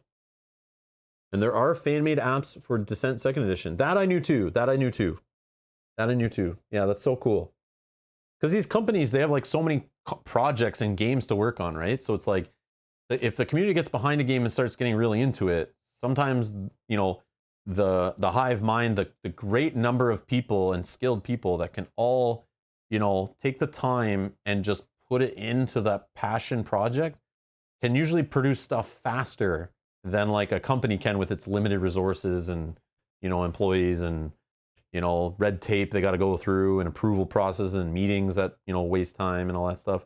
But when the fan community just gets behind it, it's like a 24/7 engine just like working on things and churning things out, like with the open source community and stuff like that. I find it so fascinating. The internet is so nuts. But yeah, they could definitely just start pumping out, like you see with Marvel Champions, like FFG released like a pack a month, but like the fan community doesn't feel that's enough content for the game. So they're like already designing like heroes that aren't in the game yet and full playable decks and cards and scenarios and stuff, just because they feel FFG is not giving them enough content to feed their like obsession with the game. It's crazy. Like, I love it. It's so awesome. And yes, don't forget to hit that like button. Thank you, Brian. But yeah, it's so cool. So I find it so cool. But yeah, we'll definitely play this game again on the channel, of course. We're going to play the campaign, like I said. So subscribe, hit the notification bell so you're reminded when we go live in the future. If you're watching this long in the future, check the playlist link down in the video description where you'll see all of our playthroughs of this game. So you can find where you are, past playthroughs, future playthroughs. All that stuff will be down in that playlist. And yeah, thank you everyone who supports the channel, whether you're just watching, clicking like button, subscribing, donating. All the stuff, information for that stuff is down in the video description. Thank you to our producers, supporters, and fans who donate to this channel to help with equipment, gaming chairs, purchasing more games, eventually traveling to conventions, all that stuff. Thank you for supporting this channel. We appreciate it. Brian says, take care, Rob. Have a cold, fat monk. Yes, I feel like that's what I want. Yes, I do. But anyways, thank you all for watching. Enjoy the rest of your day. And we're back for a Q&A on Thursday. You can set a reminder for that. It's already scheduled. And we're back. Big deal for us. We're starting a new campaign game, Madara. So a lot of people found this channel from us playing big campaign games like Gloomhaven, Tainted Grail, Sword and Sorcery, other multiple playthrough like legacy games. So we're going to put a bunch of hours into another big beast of a game, which is Madara. So finally arrived after like a year and a half of waiting for it. And we're going to be starting that this Saturday. So go and set your reminder, come Saturday and see what Madara is all about. Or if you've already played it, come play along with us, whatever. But we're going to be experiencing it on Saturday. So tune in for that. And Arkham Horror Sunday is back again this week. We're going to be continuing our Arkham Horror campaign. Go on last week's episode and recommend how we update our decks and spend our experience and get involved in that playthrough series if you like Arkham Horror, the living card game. Thank you all for watching, and I'll see you in the next one. Bye-bye.